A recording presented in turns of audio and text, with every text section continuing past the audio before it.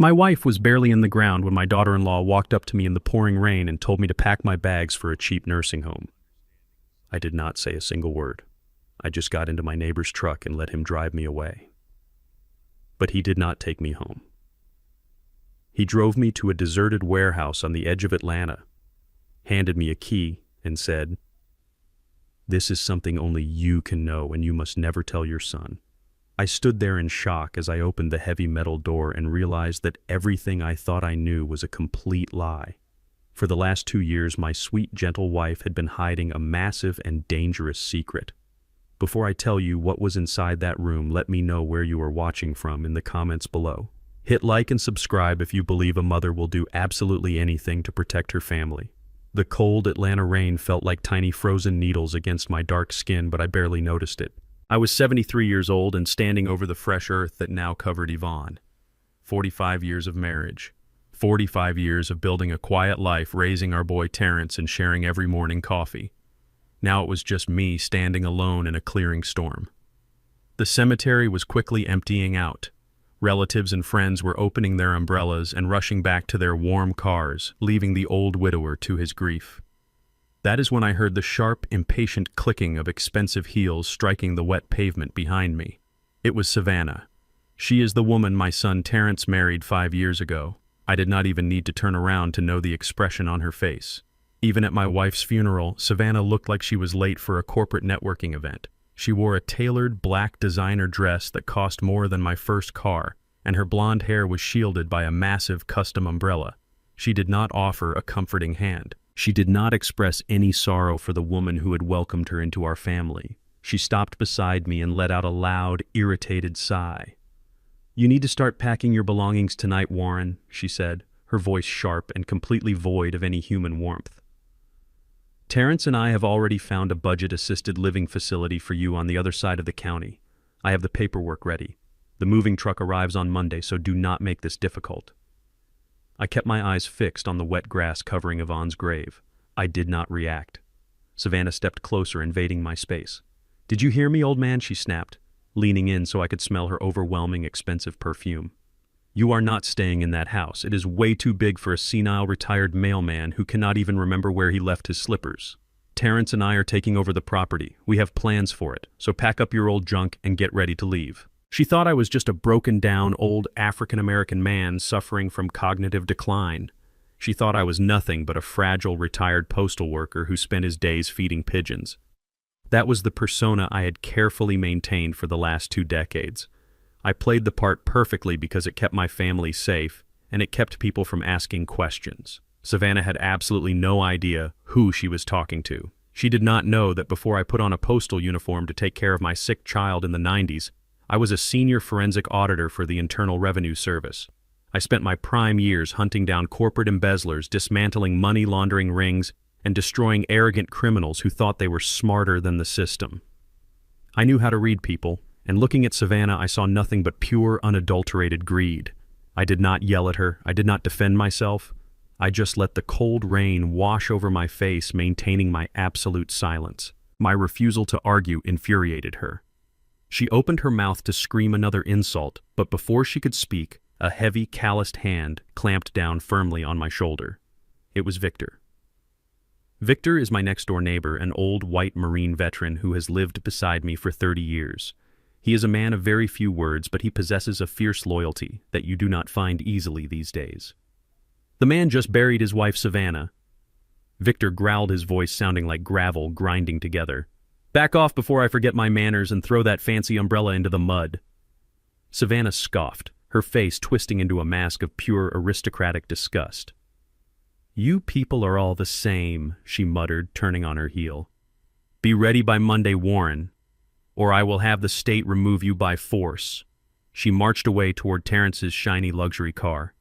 Victor did not let me watch her leave. He gently gripped my arm and guided me toward his rusted old pickup truck parked on the edge of the cemetery grass. He opened the passenger door and helped me inside, shielding me from the heavy rain.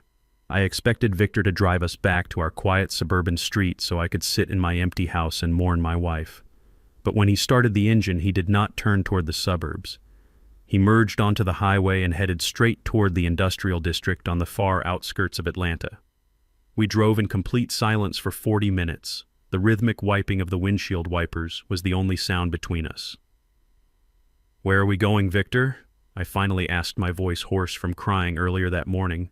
Victor kept his eyes on the wet road, his jaw clenched tight. He did not answer me immediately. He drove deep into a maze of abandoned factories and forgotten warehouses where the city seemed to completely disappear. He pulled the old truck up to a dilapidated brick building with faded paint and a heavy steel roll-up door. He killed the engine and the truck rattled into silence. Victor reached deep into his jacket pocket and pulled out a single heavy brass key. He held it in his hand for a moment, looking down at it before handing it over to me. "Yvonne came to my house a month ago," Victor said, his voice incredibly heavy with emotion. "It was right after the doctors told her the cancer had spread to her brain. She was weak and she could barely walk, but her eyes were burning with a terrifying kind of fire. She handed me this key, Warren. She made me swear on my life and my honor that if she did not make it through the winter, I would bring you to this exact location immediately after they put her in the ground." I took the cold brass key, staring at my old friend in complete confusion. "Why did she not just tell me?" I asked. "Because she knew you would try to stop her," Victor replied, turning to look me directly in the eyes. "She said this is something only you can know. She was very specific, Warren. You must never tell your son Terrence about this place. Not until you understand exactly what you are dealing with. She said Terrence is completely blind to the snake sleeping in his bed." My heart began to pound heavily against my ribs. The old dormant instincts of the forensic investigator suddenly woke up screaming inside my head. I opened the truck door and stepped out into the freezing rain. I walked toward the heavy steel door of the abandoned warehouse. My hands were shaking not from the cold but from the overwhelming anticipation of what my dying wife had hidden from me. I slid the brass key into the rusted padlock. It clicked open smoothly. I pushed the heavy metal door upward, the rusty tracks groaning loudly in the empty industrial lot. I stepped inside the dark space and fumbled for a light switch on the concrete wall. I flipped the switch and a row of bright fluorescent lights buzzed to life, illuminating the entire room. I completely stopped breathing. The metal key slipped out of my hand and clattered loudly onto the concrete floor. It was not a storage unit for old furniture or forgotten memories. It was a fully operational war room. The entire back wall of the warehouse was covered in massive corkboards. The boards were completely plastered with hundreds of documents. I saw printed emails, highlighted bank statements, legal contracts, and dozens of surveillance photographs. Everything was meticulously connected by thin red string, charting out a massive and complex financial conspiracy. And right in the absolute center of the wall, pinned under a bright spotlight, was a massive photograph of my daughter-in-law, Savannah. I walked slowly toward the wall, my professional eyes automatically scanning the documents. I saw wire transfer receipts, routing numbers, hidden shell companies, and forged signatures. My sweet, gentle Yvonne, who spent her evenings baking pies and watching game shows, had not been quietly waiting to die. For the last 2 years, while the cancer slowly consumed her body, she had been systematically building a federal-level fraud case against her own daughter-in-law. She had been investigating Savannah in complete, absolute silence, gathering the ammunition I would need to wage a war I did not even know had started. I walked slowly toward the massive corkboard, my eyes scanning the hundreds of financial documents pinned against the cork. My wife Yvonne was a high school teacher. She spent her retirement baking peach cobbler and knitting blankets for our church. But the wall in front of me looked like the inside of a federal investigation bureau. She had mapped out a massive complex web of wire transfers, offshore shell corporations, and hidden bank accounts. Resting on a small metal desk right below the center of the corkboard was a silver digital voice recorder. A small piece of white tape was stuck to it with my name, written in Yvonne's neat cursive handwriting. My hands were shaking as I picked it up. I pressed the play button. The small speaker crackled to life, and the sound of my beautiful wife's voice filled the cold, empty warehouse. Her voice was weak, fragile, and struggling for breath because the cancer was actively destroying her lungs. But her tone was absolutely chilling. It was sharp, cold, and filled with a terrifying clarity. "Warren. My sweet husband," she said, her voice echoing in the dark room. "If you are listening to this, it means I am gone, and you are standing in my war room. I am so sorry I kept this a secret from you for 2 years. I knew if I told you what I was doing, you would try to stop me, or you would take over the investigation yourself. I needed you to focus on loving me during my final days. I did not want our last moments together poisoned by the pure evil sleeping under our son's roof. I closed my eyes, letting her voice wash over me. Savannah is a monster, Warren. Yvonne continued, her voice growing harder. She is stabbing our boy in the back and bleeding him dry. You know Terrence has spent the last 5 years developing that revolutionary medical patent. He thinks Savannah has been helping him secure venture capital funding, but she is not helping him. She is systematically forging his signature and legally transferring the ownership of his life work into a dummy corporation. That corporation is secretly owned by her lover. She has been having an affair for over 2 years, Warren. They are planning to steal the patent and completely cut Terrence out of his own company. My heart slammed against my ribs. Terrence had poured his entire soul into that medical device. It was his dream, and this woman was plotting to rip it out of his hands and hand it over to another man. But that is not all, Yvonne said, coughing weakly into the microphone. Savannah knows we own our house outright. She knows the property value has tripled. She is planning to have you declared legally incompetent. She wants to throw you into a miserable state-run mental asylum to steal the house and liquidate our life savings. She thinks because you are old and quiet that you are completely defenseless. She thinks you are just a foolish, retired mailman. Yvonne paused and took a deep, rattling breath. Show her how wrong she is. Warren, my wife, whispered fiercely, her voice carrying a deadly command. Savannah thinks she is playing a game with a helpless old victim. Remind her who you really are. Dig up the monster you buried decades ago. Use what you do best, and absolutely destroy her. The recording ended with a soft click. The warehouse fell back into a heavy, suffocating silence. I stood there holding the small silver device, feeling a massive, dangerous shift deep inside my soul. Yvonne was right. Savannah and Terrence and everyone else in our neighborhood knew me as Warren, the friendly, retired postal worker. They saw an old man who walked with a slight limp, who spent his weekends planting tomatoes and listening to classic jazz on the porch. That was the identity I had worn for 25 years. But before I put on that blue postal uniform, I was something else entirely. In the 1990s, I was known in the halls of the federal government as the Bloodhound. I was a senior forensic auditor for the Internal Revenue Service. I possessed top-tier security clearance and an absolute lethal talent for tracking dirty money. I did not carry a gun. My weapon was a calculator and a keen eye for financial deception.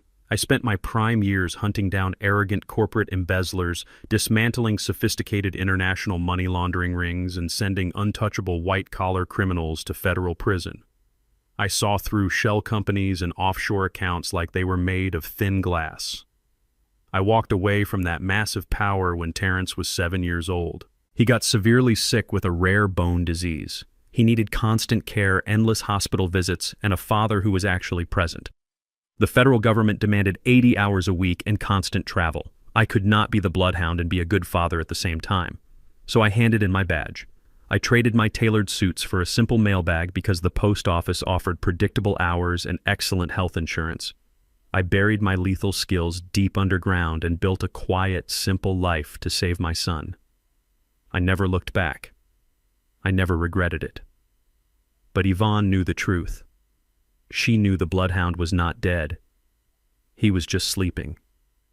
And Savannah had just kicked the cage. I packed the voice recorder and several key financial documents into my coat pocket. I locked the warehouse and walked back out into the freezing rain where Victor was waiting patiently in his old pickup truck. We drove back to my suburban neighborhood in silence. My mind was no longer clouded by the heavy grief of the funeral. It was operating with cold, ruthless precision. The forensic auditor was fully awake, analyzing data, calculating variables, and preparing for an absolute slaughter.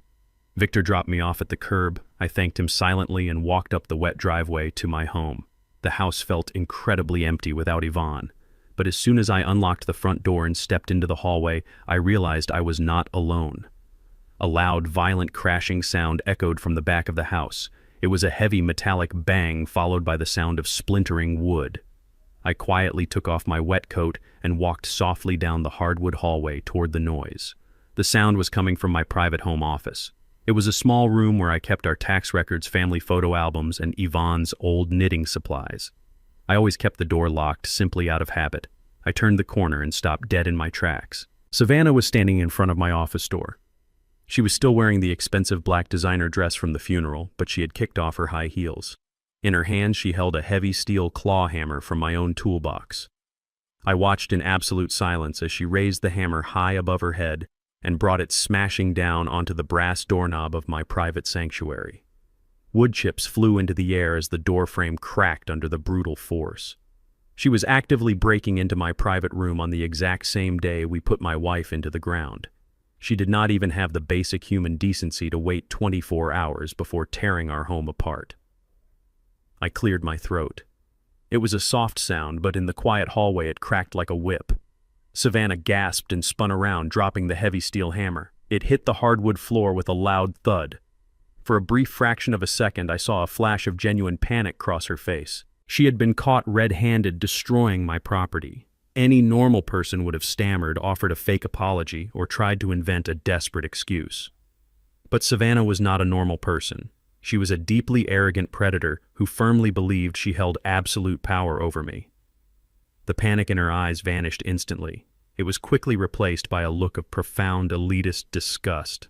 She crossed her arms over her chest and looked at me as if I were a piece of garbage dirtying her pristine floor.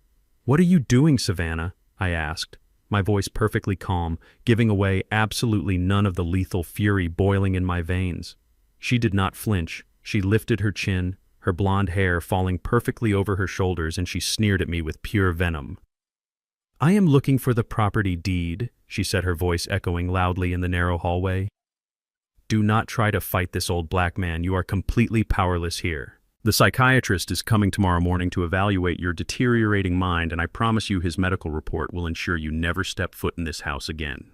My wife was barely in the ground when my daughter-in-law walked up to me in the pouring rain and told me to pack my bags for a cheap nursing home. I did not say a single word. I just got into my neighbor's truck and let him drive me away. But he did not take me home. He drove me to a deserted warehouse on the edge of Atlanta, handed me a key, and said, "This is something only you can know, and you must never tell your son." I stood there in shock as I opened the heavy metal door and realized that everything I thought I knew was a complete lie.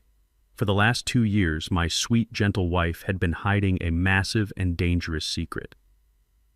Before I tell you what was inside that room, let me know where you are watching from in the comments below. Hit like and subscribe if you believe a mother will do absolutely anything to protect her family. I stared at the heavy steel claw hammer resting on the hardwood floor and then looked up into the cold, calculating eyes of my daughter-in-law. Savannah had just smashed the lock on my private home office. The old forensic auditor inside me, the bloodhound, wanted to step forward, grab her by the throat with legal threats, and expose her entire criminal existence right then and there. But a good investigator knows that you never show your hand to a predator when they think they have you cornered. You let them believe they are winning, so they get extremely sloppy.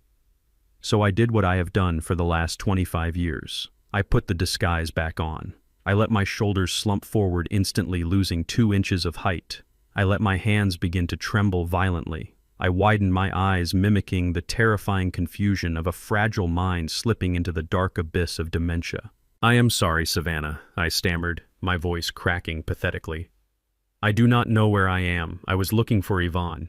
Is Yvonne making dinner right now? I cannot find her." Savannah let out a cruel barking laugh. The sliver of panic that had briefly crossed her face upon being caught was completely gone, replaced by pure arrogant triumph. She truly believed the stress of the funeral had finally pushed my fragile brain over the absolute edge. "Yvonne is dead, you crazy old fool," Savannah spat, kicking the broken wood chips across the hallway. "She is in the ground, and you are going to a locked ward. Go sit in the living room before you hurt yourself." I shuffled away, dragging my feet heavily against the floor, playing the part of a broken man to absolute perfection. I sat on the floral sofa, staring blankly at the wall, waiting. I knew what was coming next. Savannah needed a sudden catalyst to accelerate her timeline, and she was about to manufacture one. 10 minutes later, the front door opened. It was my son, Terrence. He looked completely exhausted. His tie loosened, his eyes red and swollen from crying at his mother's grave. He barely had time to take off his wet coat before Savannah launched her spectacular performance. It was a masterclass in psychological manipulation. The moment she heard Terrence's heavy footsteps in the foyer, she let out a piercing, terrified scream. She threw herself onto the floor near the kitchen island, grabbing her chest and sobbing hysterically. Terrence rushed into the room, pure panic written all over his face. "Savannah, baby, what happened?" he yelled, dropping to his knees beside her. She buried her face in his shoulder, weeping with fake, uncontrollable terror. "It is your father, Terrence," she sobbed, pointing a trembling finger at me, sitting quietly on the sofa. "He completely lost his mind. He came at me.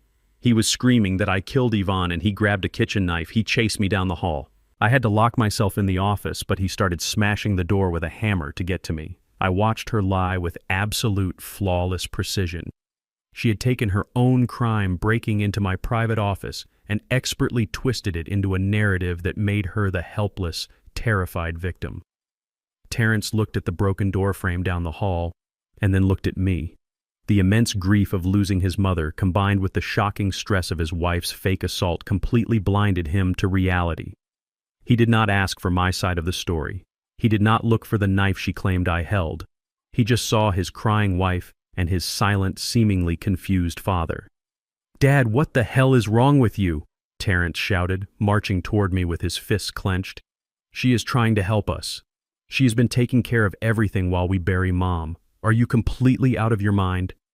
I looked up at my son, my only child, the boy I had given up my federal career to save. It took every ounce of willpower I possessed not to stand up and slap the absolute blindness out of him. But the bloodhound knew that Terrence was already deeply poisoned. If I told him the truth right now, he would never believe me. Savannah had completely isolated his mind. "I did not mean to, Terrence," I mumbled, letting a fake tear roll down my wrinkled cheek. "I was just confused. I thought there was a stranger in the house. I am so sorry. I am just so incredibly tired." "See?" Terrence Savannah cried, crawling over to him and clutching his leg. "He is a massive danger to himself and to me. He cannot stay here tonight. He needs to be locked away before he actually kills someone." Terrence ran his hands over his face, breathing heavily. He was a man breaking under immense pressure. Savannah knew exactly when to strike. She reached into her expensive designer bag and pulled out a thick stack of legal documents. "I had my lawyer draft these up this morning just in case things got worse," Savannah said, her voice suddenly shifting from terrified victim to practical savior. "It is a full medical and financial power of attorney. If he signs this, we can legally move him into the secure facility tomorrow morning. We can take over his bank accounts to pay for his care, and we can manage the house. It is for his own good, Terrence. You know it is." Terrence looked at the heavy papers and then looked at me. His eyes were filled with a profound, tragic pity. It was the look of a son saying goodbye to a father he thought was already completely gone. "Dad," Terrence said, his voice dropping to a heavy whisper, "you have to sign this. I cannot have you attacking my wife. You are sick. Mom is gone and I cannot take care of you. Sign the papers and let us get you the help you need." He placed the thick stack of documents on the coffee table right in front of me. Savannah stood behind him, wiping her fake tears, a cold, victorious smirk playing proudly on her lips. They were stripping away my human rights, my freedom and my property right there in my own living room. I reached out with a violently shaking hand. "I need my pen," I whispered, patting the pockets of my cardigan. "I can only sign with my lucky pen." Savannah rolled her eyes, but she did not object. "Just let the old fool use his pen." "Terrence," she muttered, "just get it done." I reached deep into the inner pocket of my shirt and pulled out a heavy silver fountain pen. It looked like an elegant antique, but it was actually a highly specialized tool from my days at the Internal Revenue Service. I slowly uncapped it and leaned over the documents. I let my hand tremble violently as I pressed the nib to the paper. I did not sign my actual legal signature. I used a specific chaotic scribble, a forged signature I had developed decades ago when dealing with undercover informants. I signed the bottom of every single page, authorizing the transfer of my life, my house, and my finances over to the woman who was secretly destroying my son. "Thank you, Dad," Terrence said softly, taking the papers away. "It is going to be okay." Savannah snatched the documents from his hands, her eyes gleaming with pure, unfiltered greed. "I will fax these to the facility and the bank right now," she said, turning her back on us and marching up the stairs. "The moving truck will be here early tomorrow." Terrence walked into the kitchen to pour himself a drink, completely exhausted. I stayed on the sofa, staring blankly ahead, playing the defeated old man until the sun finally went down and the house fell into a deep, heavy silence. At midnight, when I was absolutely certain Terrence and Savannah were asleep, I dropped the pathetic act. I stood up from my bed, my posture perfectly straight.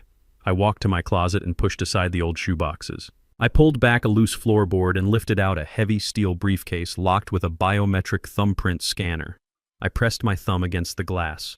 The case clicked open. Inside, nestled in black foam, were the tools of a master forensic auditor: encrypted laptops, untraceable burner phones, and specialized surveillance equipment. I pulled out a small black cellular phone and dialed a secure satellite number. It rang once before a sharp, familiar voice answered. "I was wondering when you would finally call Bloodhound," the voice said. It was Marcus, an old colleague from the agency who now ran an elite private security firm in downtown Atlanta. "I heard about Yvonne." "I am so sorry, old friend." "Thank you, Marcus," I said, my voice cold, sharp, and commanding. "But right now I need you to run a full trace on a man named Preston. He runs a tech investment fund in the city. He is the parasite sleeping with my daughter-in-law and trying to steal my son's medical patent. I need every bank record, every offshore wire, and every dirty secret he has ever tried to bury." "Consider it done," Marcus replied instantly. "Are you in trouble, Warren? I heard your son is trying to put you in a home." I let out a low, dark chuckle that echoed in the quiet bedroom. "They think they have me, Marcus. My daughter-in-law forced me to sign a full power of attorney this afternoon. She thinks she owns my house and my bank accounts. She thinks she finally won." There was a brief pause on the other end of the line. "But she did not win, did she?" Marcus asked, knowing my methods perfectly. "Not even close," I replied, staring down at the heavy silver fountain pen resting on my nightstand. The pen I used was filled with a highly specialized volatile thermal ink we used back in the 90s. In exactly 24 hours, every single signature on those legal documents is going to completely evaporate into thin air, leaving the pages absolutely blank. Furthermore, the signature I used was mathematically proven to be a forgery. Legally, she holds absolutely nothing but empty paper. I looked out the window at the dark Atlanta sky, feeling the lethal energy of the bloodhound coursing through my veins for the first time in 25 years. "Savannah thinks she is playing a game with a senile old fool," I told Marcus. "But the game has only just begun. I am not just going to stop her. I am going to buy her entire world and burn it to the ground. Get me those files by morning." The hunt was officially on. The morning sun had barely crested the Atlanta skyline when I sat back down in my late wife's hidden warehouse. The air was thick with dust and the smell of aged paper, but my mind was operating with terrifying clarity.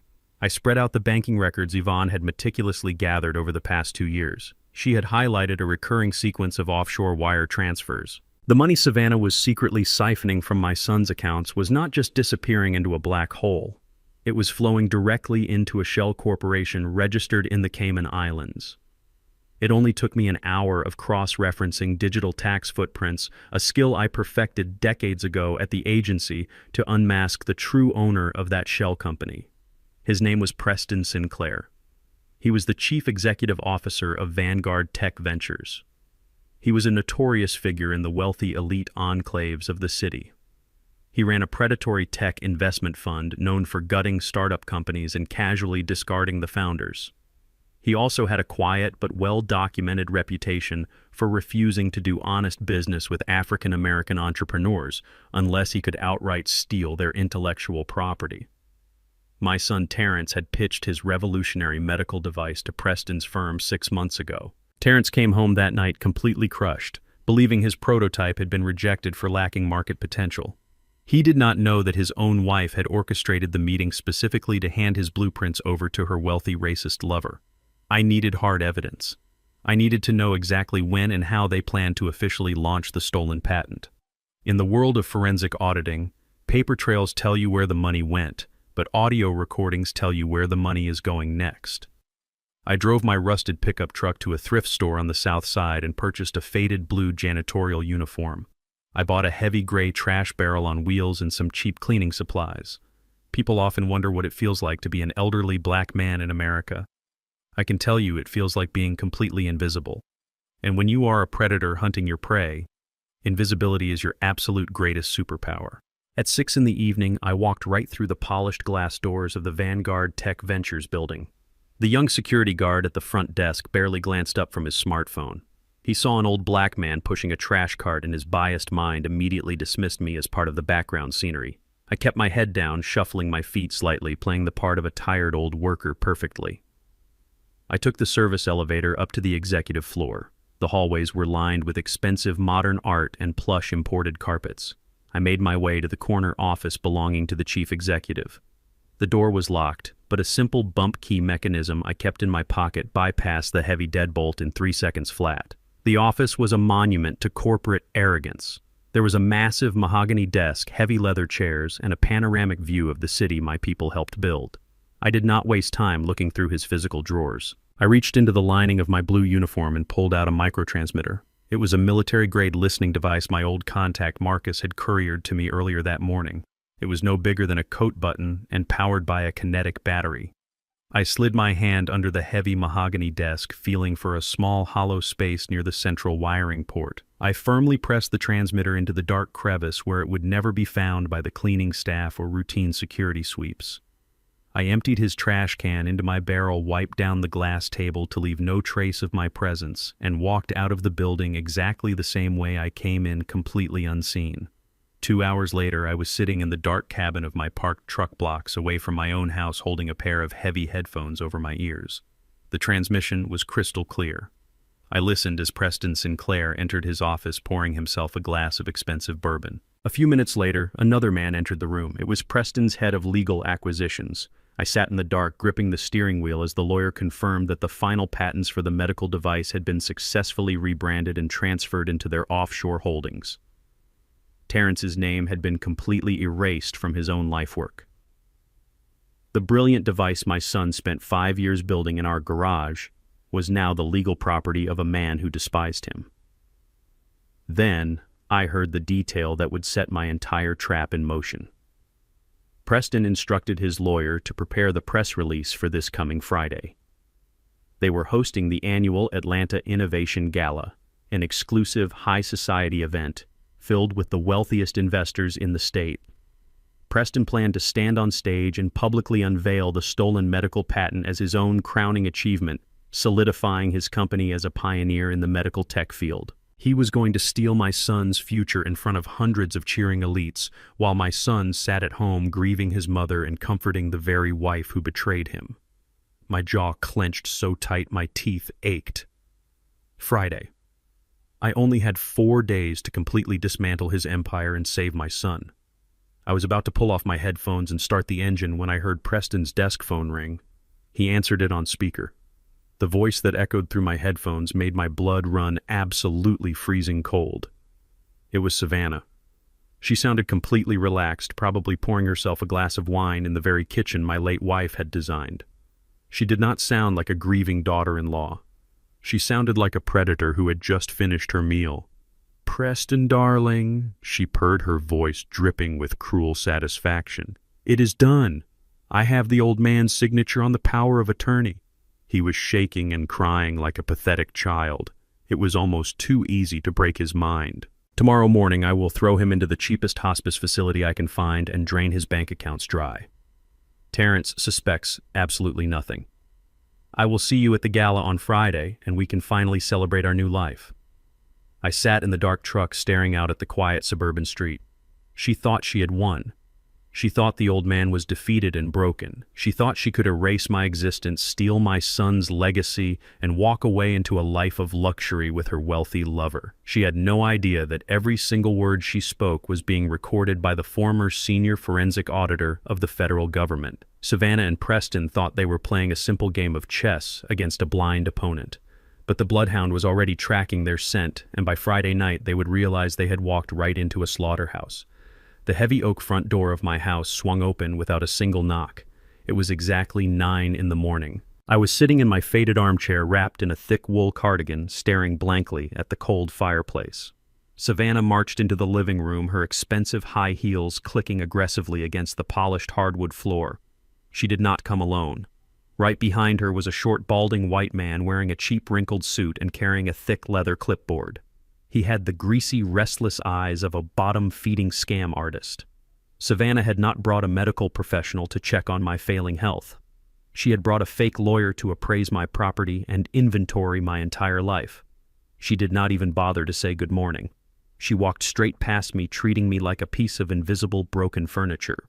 She pointed a perfectly manicured finger at the beautiful antique mahogany display cabinet standing in the corner of the room. That cabinet held my late wife Yvonne's most precious belongings. It held the delicate porcelain tea set she had carefully collected over 40 years, and the silver-framed photographs of our family history. "Write all this junk down." Savannah ordered the greasy man, her voice dripping with absolute elitist disgust. "Do not bother getting individual appraisals for the dishes or the old silver. It is all ghetto trash anyway. Just lump it together as an estate sale lot. We need this entire house completely emptied and sanitized by the end of the week so we can put it on the market."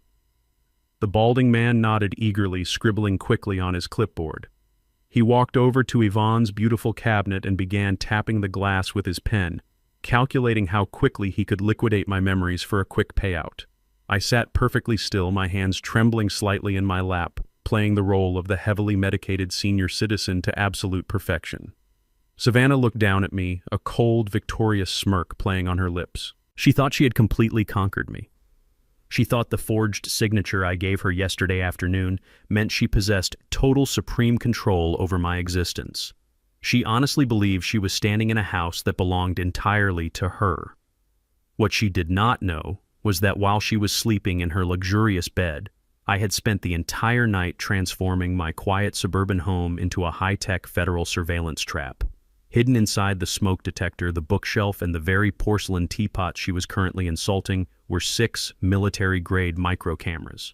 They were actively recording every single word, every arrogant gesture, and every piece of criminal evidence she was generously providing. She was openly conspiring to steal my assets on crystal-clear, high-definition video.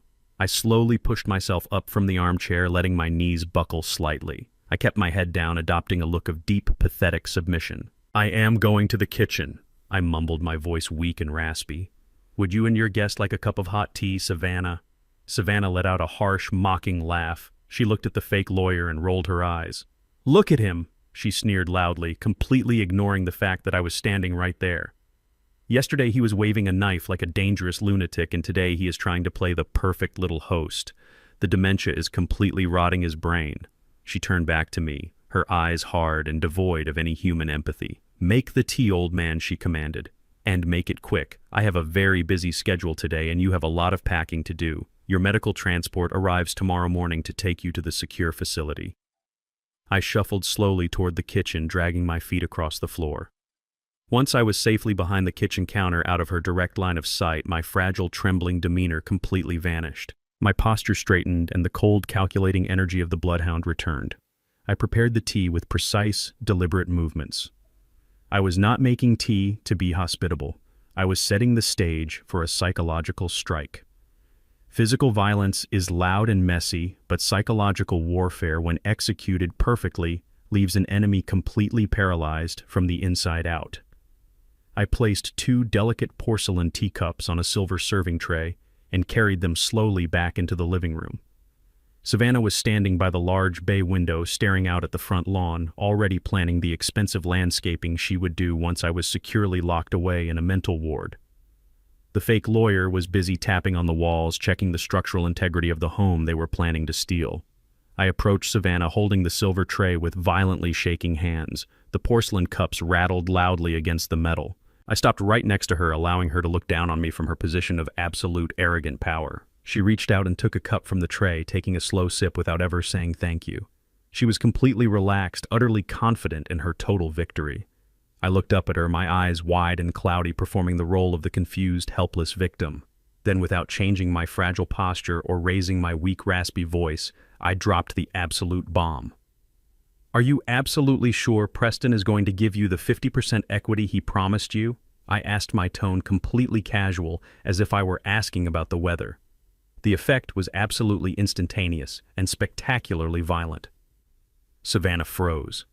The delicate porcelain teacup stopped halfway to her mouth. Her breathing completely ceased. I watched the blood rapidly drain from her perfectly made-up face, leaving her skin a horrifying shade of pale gray. Her eyes widened to an unnatural size, staring at me in pure, unadulterated terror. The name Preston hit her like a physical bullet to the chest.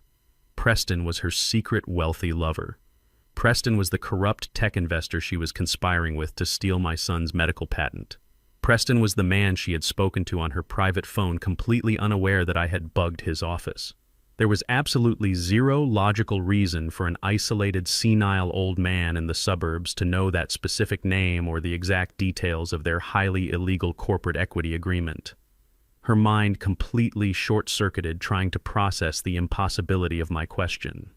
The teacup in her hand began to rattle uncontrollably, splashing hot tea over the rim and onto her expensive designer dress. She did not even notice the burning liquid. What she stammered, her voice a high-pitched, breathless squeak. "What did you just say? Who told you that name?" She stepped closer to me, her arrogant composure entirely shattered. She was desperate, panicking, searching my cloudy eyes for any sign that the broken old man had suddenly transformed into a terrifying threat. The fake lawyer turned around, sensing the sudden massive spike in tension in the room. I looked at her panicked face and I flawlessly executed the pivot. I let my eyes wander aimlessly toward the ceiling. My jaw went slack and I let a confused, foolish smile spread across my wrinkled face. I tilted my head to the side, looking completely lost in a deep mental fog. "Preston," I mumbled, scratching the side of my head with a trembling hand. "Who is Preston?" "I think the neighbor's new dog is named Preston." "Yes, that is it. It is a very loud dog, Savannah. It barks all night long. It makes my head hurt terribly."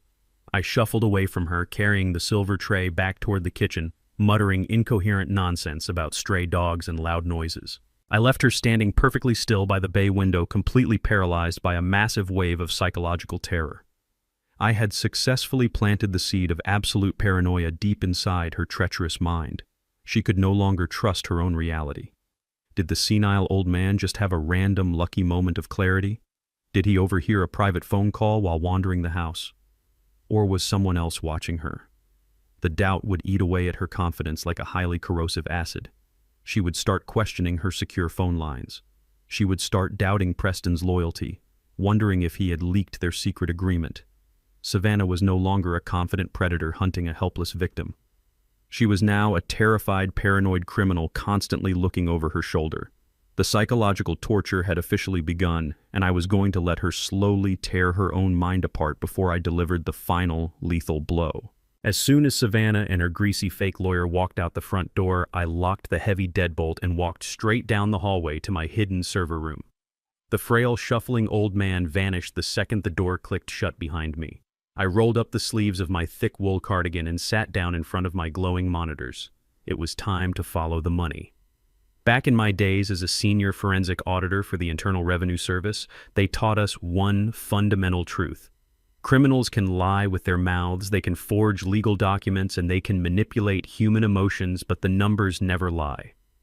Money always leaves a permanent digital footprint. And nobody in the entire federal government was better at tracking those footprints than the Bloodhound. Savannah thought she was a brilliant criminal mastermind, but in reality she was just a sloppy, arrogant amateur. She had connected her sleek silver laptop to my home wireless network, assuming I did not even know how to turn on a computer or manage a router. She thought I was just a senile, retired mailman. It took me exactly 7 minutes to bypass her basic security firewalls and gain complete administrative access to her hard drive. I sat in the dark room, my eyes scanning the endless rows of digital files, hidden folders, and financial spreadsheets she thought she had securely buried. I was operating with a cold, ruthless efficiency. I opened her private banking applications and started pulling the digital threads of her massive deception. What I found hidden in those encrypted folders made my blood run absolutely freezing cold. Savannah was not just planning to steal my son's revolutionary medical patent to hand over to her wealthy, racist lover, Preston. She was actively burying Terrence alive in a massive mountain of crippling debt to fund Preston's failing tech investments. I pulled up a series of high-interest predatory loan applications. Savannah had stolen Terrence's social security number, forged his digital signature, and taken out $200,000 in highly toxic business loans. She had deliberately leveraged his entire medical startup, securing the massive debt against the very laboratory equipment he used to build his prototypes. I leaned closer to the monitor and followed the wire transfers. Every single penny of that $200,000 was quickly funneled through a series of fake vendor invoices and deposited directly into the primary operating account of Vanguard Tech Ventures, Preston's company. She was using my son's stolen credit to keep her lover's arrogant empire afloat. It was a level of financial cruelty that disgusted even a hardened veteran investigator like me. She was bleeding my boy dry and setting him up to take the entire fall when the massive loans eventually defaulted and the bank came to collect. My deep concentration was suddenly shattered by the bright ringing of my cellular phone resting on the metal desk. It was a video call. The name flashing on the screen was Terrence.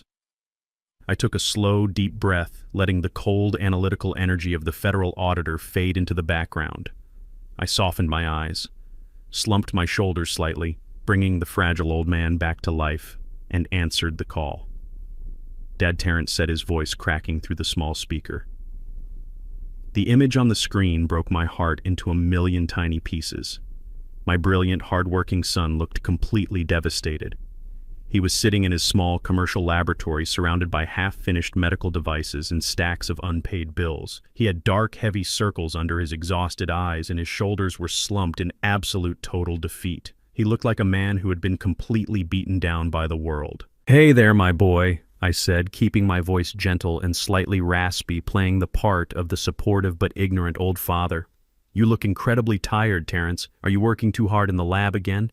Terrence let out a dry, hollow laugh and rubbed his face with his hands.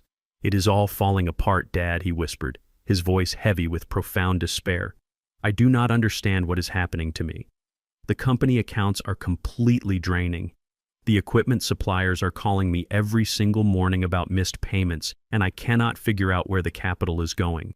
I review the books and the numbers just do not make any logical sense. I feel like I am losing my mind." He paused, taking a shaky breath, trying to hold back his tears. "Savannah is trying to help me manage the accounting, but she says the medical tech market is just too tough right now. She says maybe I should just sell the patent to a larger firm for pennies and completely cut my losses before I go bankrupt. She says I am not cut out to be a chief executive." Every word he spoke was a rusted blade twisting deep in my gut. He was sitting there blaming himself, questioning his own sanity and feeling like a complete failure, while the woman sleeping in his bed was actively destroying his life. I wanted to scream the truth through the phone. I wanted to tell him that his wife was a vicious parasite, and that his hard-earned money was sitting in the bank account of a corrupt, racist tech investor. But the bloodhound knew that revealing the truth prematurely would ruin the entire operation. Terrence was too emotionally fragile right now. If I told him everything, he would immediately confront Savannah. She would panic, destroy the evidence, claim I was crazy, and disappear with the stolen cash, leaving Terrence with the massive debt and a broken heart. I needed to build an ironclad cage before I let them know they were trapped. I looked at my son's defeated face through the digital screen. "You are a brilliant man, Terrence," I told him, my voice thick with genuine emotion. "Do not let this temporary darkness convince you to give up your dream. You have worked entirely too hard for this. Your mother believed in you, and I believe in you. Just hold on a little bit longer. Give it until the end of the week. Promise me you will not sign away your company today." Terrence sighed heavily, looking at the floor before looking back up at me. "Okay, Dad," he murmured softly. "I will hold on until Friday. But I do not know how much more of this failure I can take. I love you, Dad." "I love you too, my son," I replied. I ended the video call and placed the phone gently on the metal desk. The sadness in my chest instantly vanished, entirely replaced by a lethal burning fury. Savannah and Preston thought they could treat my son like a disposable bank account. They thought they could steal his brilliant mind, drain his resources, and leave him bankrupt and broken while they celebrated their stolen success. They had made a fatal miscalculation. I was no longer just going to stop them from stealing my house. I was going to systematically dismantle Preston's entire corporate structure. I was going to buy his massive debt, seize his precious company, and freeze every single asset he thought he owned. And on Friday night at their arrogant tech gala, I was going to hand the keys to his entire empire directly over to my son. The hunt was escalating, and they had absolutely no idea the hounds were already at their door. The towering glass and steel structure of the First Atlanta Fidelity Bank loomed over the busy downtown streets like a massive monument to corporate greed and untouchable wealth. It was the premier investment bank in the city, handling the private fortunes of the elite, including the corrupt tech funds managed by Preston Sinclair. I parked my old rusted sedan a few blocks away and walked slowly toward the grand entrance. I was dressed precisely for the part I needed to play. I wore a faded brown wool cardigan that had seen better days, a pair of worn corduroy trousers, and scuffed orthopedic walking shoes. I looked exactly like a fragile 73-year-old black man who had wandered far away from his quiet suburban porch. I pushed through the heavy revolving glass doors and stepped into a lobby that smelled of expensive imported coffee and rich mahogany. The air conditioning was freezing, contrasting sharply with the warm, humid Atlanta air outside. The lobby was filled with men in custom-tailored suits and women carrying designer briefcases. As I shuffled my feet across the pristine marble floor, the bustling noise of the room noticeably dropped. Wealthy clients and sharp young executives glanced at me with expressions ranging from mild confusion to outright elitist disgust. They saw a tired old man from the South Side and instantly decided I was a nuisance, a mistake, a piece of trash that had blown in through the front door. I walked directly to the massive marble reception desk. The young woman sitting behind the monitor wore a sharp blazer and a condescending smile. Before I could even open my mouth, she held up a perfectly manicured hand and spoke to me in the slow, exaggerated tone people use when they think they are talking to a confused child. "Excuse me, sir," she said, her voice dripping with fake professional sympathy. "I think you are in the wrong building. The retail branch where you can cash your Social Security check is 3 blocks down the street. This building is exclusively for corporate and high-net-worth investment clients." I did not raise my voice. I kept my shoulders slumped and my hands resting gently on the marble counter. "I am in the exact right building, miss," I replied, my voice a soft, raspy whisper. "I need to speak with the managing director of corporate acquisitions. I believe his name is Richard Croft." The receptionist let out a short, patronizing laugh. She shook her head and looked around for a security guard. "Sir, Mr. Croft only takes meetings with elite corporate partners. He does not handle personal banking. Please turn around and leave before I have to call someone to escort you outside." I reached into the pocket of my faded cardigan and pulled out a small, crumpled piece of paper. I slid it across the smooth marble. "Type that 9-digit routing number into your secure terminal, miss," I instructed gently. "And when your system flashes a red priority override, you are going to pick up your telephone and tell Mr. Croft that he has exactly 3 minutes to clear his entire schedule for me." She rolled her eyes, letting out a loud, annoyed sigh, but she tapped the numbers into her keyboard just to humor the crazy old man. I watched her face closely. In less than 2 seconds, the arrogant smile vanished entirely from her lips. The color drained from her cheeks, leaving her perfectly applied makeup looking like a pale mask. She stared at the computer screen, her mouth slightly open in pure shock. She did not say another word to me. She immediately picked up her phone, her hands trembling violently as she dialed the top floor. 5 minutes later, I was standing inside the sprawling penthouse office of Richard Croft. The room was breathtaking, featuring floor-to-ceiling windows that offered a panoramic view of the entire city. Croft was a man in his late 50s wearing a $3,000 Italian suit and a heavy gold watch. He was standing behind his massive oak desk, looking intensely irritated by my presence. He had been forced to cancel a golf game with a state senator, and he was clearly furious that the priority override belonged to a shabby old black man in a moth-eaten sweater. "Look, I do not know what kind of glitch you triggered in our system," Old Man Croft barked, leaning his knuckles aggressively against the desk. "But I am an incredibly busy man managing billions of dollars in corporate assets. State your business and get out of my office before I have you arrested for trespassing." I stood in the center of the plush carpet. For the first time all day, I dropped the pathetic disguise. I straightened my spine, instantly growing taller. I rolled my shoulders back, releasing the tension of the fragile persona. The weak trembling in my hands ceased entirely. When I looked into his eyes, the quiet, defeated old mailman was completely gone. The bloodhound was awake and staring right through him. "I am not here to waste your time, Richard," I said, my voice dropping into a deep, cold, and commanding baritone that echoed off the high ceiling. "I am here to buy a man, and I am here to save you from spending the rest of your miserable life in a federal penitentiary." Croft frowned, his irritation suddenly faltering against the sheer, unyielding weight of my newly revealed presence. He opened his mouth to shout for his security team, but I was already moving. I reached deep into the inner pocket of my cardigan and pulled out a solid black polycarbonate credentials case. I flipped it open and tossed it heavily onto his pristine oak desk. The heavy brass shield gleamed in the sunlight. It bore the terrifying official seal of the United States Department of the Treasury. Next to the shield was my identification card stamped with a bright red clearance code. Internal Revenue Service, Level 8, Senior Forensic Consultant. Croft looked down at the badge and his arrogant world completely shattered. A Level 8 clearance is not a standard tax auditor. It is the absolute highest civilian authority in the federal financial sector.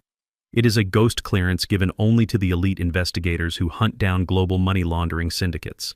A Level 8 agent has the supreme legal authority to freeze an entire banking institution with a single phone call without needing a judge's signature. Croft's breathing hitched loudly in his throat. He stumbled backward, landing heavily in his expensive leather chair. He looked at the badge and then up at me, his eyes wide with absolute paralyzing terror. He finally realized that the old black man he had just insulted held the power to destroy his entire legacy in the blink of an eye. Sir Croft stammered, his arrogant corporate vocabulary completely evaporating. I had absolutely no idea. What is the Treasury Department investigating here? We have always complied with federal regulations. We run a clean bank. You run a blind bank, Richard. I corrected him, sharply pulling a thick stack of documents from my coat and slamming it down next to my badge. Preston Sinclair and his firm Vanguard Tech Ventures have been funneling hundreds of thousands of dollars in stolen fraudulent funds directly through your commercial accounts for the last 2 years. He is using your pristine reputation to wash dirty money stolen from the elderly and stolen from vulnerable medical startups. If I make one phone call right now, the federal government will freeze every single asset in this building, and your face will be on the front page of every newspaper tomorrow morning as a co-conspirator in a massive embezzlement ring. Croft was sweating profusely now. Thick beads of moisture gathered on his forehead and rolled down his pale cheeks. He raised his shaking hands defensively. "Please, sir," he begged, his voice cracking with desperation. "Please do not call Washington. I swear to you, I knew nothing about Preston's illegal activities. We will cooperate fully. Tell me exactly what you need me to do to make this go away." I leaned forward, planting my calloused hands firmly on his desk, getting right into his terrified face. "I am going to give you a way out, Richard," I said, my voice a lethal whisper. "You are going to log into your main terminal right now and place a permanent silent federal hold on every single account belonging to Preston Sinclair. He will not be able to withdraw a single penny, and you will not alert him to this hold under any circumstances." "Done!" Croft gasped frantically, tapping his computer keyboard. "It is done. The accounts are frozen." "What else?" I looked at the terrified banker. "Preston heavily leveraged his own company to secure massive business loans from your bank," I explained. "He currently owes you $5 million. He is planning to use a stolen medical patent this Friday to secure new funding to pay you back. I am not going to let that happen." I reached into my pocket one last time and pulled out a certified banking draft. It represented the culmination of 45 years of quiet, disciplined saving by me and my late wife Yvonne. We never bought luxury cars or fancy vacations. We invested, we saved, and we compounded our hidden wealth. It was our secret fortress. I dropped the draft onto the desk. $8 million, I stated coldly. "I am buying the entirety of Preston Sinclair's corporate debt right now. I am purchasing his loans directly from your bank at a premium. You get to wipe a toxic liability off your books and save yourself from a federal money laundering indictment. In exchange, I become the sole primary creditor of Vanguard Tech Ventures. I want the immediate legal authority to seize all of his assets, his company, and his patents the very second he defaults." Croft stared at the incredible sum of money printed on the paper. He looked up at me completely, utterly defeated. He realized I was not just conducting a federal investigation. I was executing a perfectly calculated financial assassination, and I was using his bank as the murder weapon. Croft grabbed his expensive pen with trembling fingers and hastily signed the massive debt transfer agreements, making the transaction completely binding and official. He pushed the heavy legal documents back across the desk toward me. He pulled a silk handkerchief from his pocket and desperately wiped the thick sweat from his forehead. He slowly stood up from his leather chair, completely abandoning his corporate pride. He bent at the waist, executing a deep, subservient bow to the man in the faded brown sweater. "It is completely done," Croft whispered, his voice shaking with a mixture of profound relief and absolute awe. "Understood, Mr. Warren. Preston currently works for you without even knowing it." Thursday morning arrived with a heavy gray sky that perfectly matched the suffocating atmosphere inside my house. I sat at the kitchen table nursing a cold cup of coffee, playing the role of the quiet, oblivious old man. Across the room, Savannah was buzzing with frantic, arrogant energy. She was dressed in a sleek designer pantsuit, packing a small, expensive overnight bag with rapid, excited movements. She was putting on the performance of a lifetime for my completely exhausted son. Terrence was sitting on the edge of the sofa, rubbing his bloodshot eyes. He looked like a man carrying the weight of the entire world on his shoulders. His medical startup was completely bleeding cash, and he still had no idea that the woman standing right in front of him was the one holding the knife. "I am so sorry I have to leave you today, baby," Savannah cooed, walking over and planting a fake affectionate kiss on Terrence's forehead. "This business trip to Chicago was completely unavoidable. The marketing firm needs me to pitch to the new clients. But I promise I will be back by Saturday morning to help you deal with your father." Terrence nodded blindly, completely trusting the monster he had married. "Just go and knock their socks off, Savannah," he murmured, his voice thick with profound fatigue. "I will hold down the fort here. Have a safe flight." She was not going to Chicago. She was not going to pitch to new clients. Savannah was checking into a luxury suite at the Midtown Plaza Hotel, preparing for the massive tech gala she and her racist lover Preston were hosting that very evening. Tonight was the night they planned to stand on a brightly lit stage and publicly unveil my son's stolen medical patent to a room full of wealthy investors. She was kissing my son goodbye while actively planning his absolute professional and emotional destruction. Terrence grabbed his briefcase and walked out the front door, heading to his laboratory for another day of miserable failure. The heavy door clicked shut behind him. The very second Terrence's car pulled out of the driveway, the sweet, loving wife completely vanished. Savannah turned around and glared at me, her blue eyes practically vibrating with cruel, predatory excitement. "Stand up, Warren," she commanded, her voice cracking like a leather whip. "It is time for you to go to your room." I let my hands tremble as I slowly pushed myself up from the kitchen table. I shuffled my feet, keeping my head bowed low, acting like a fragile, terrified animal.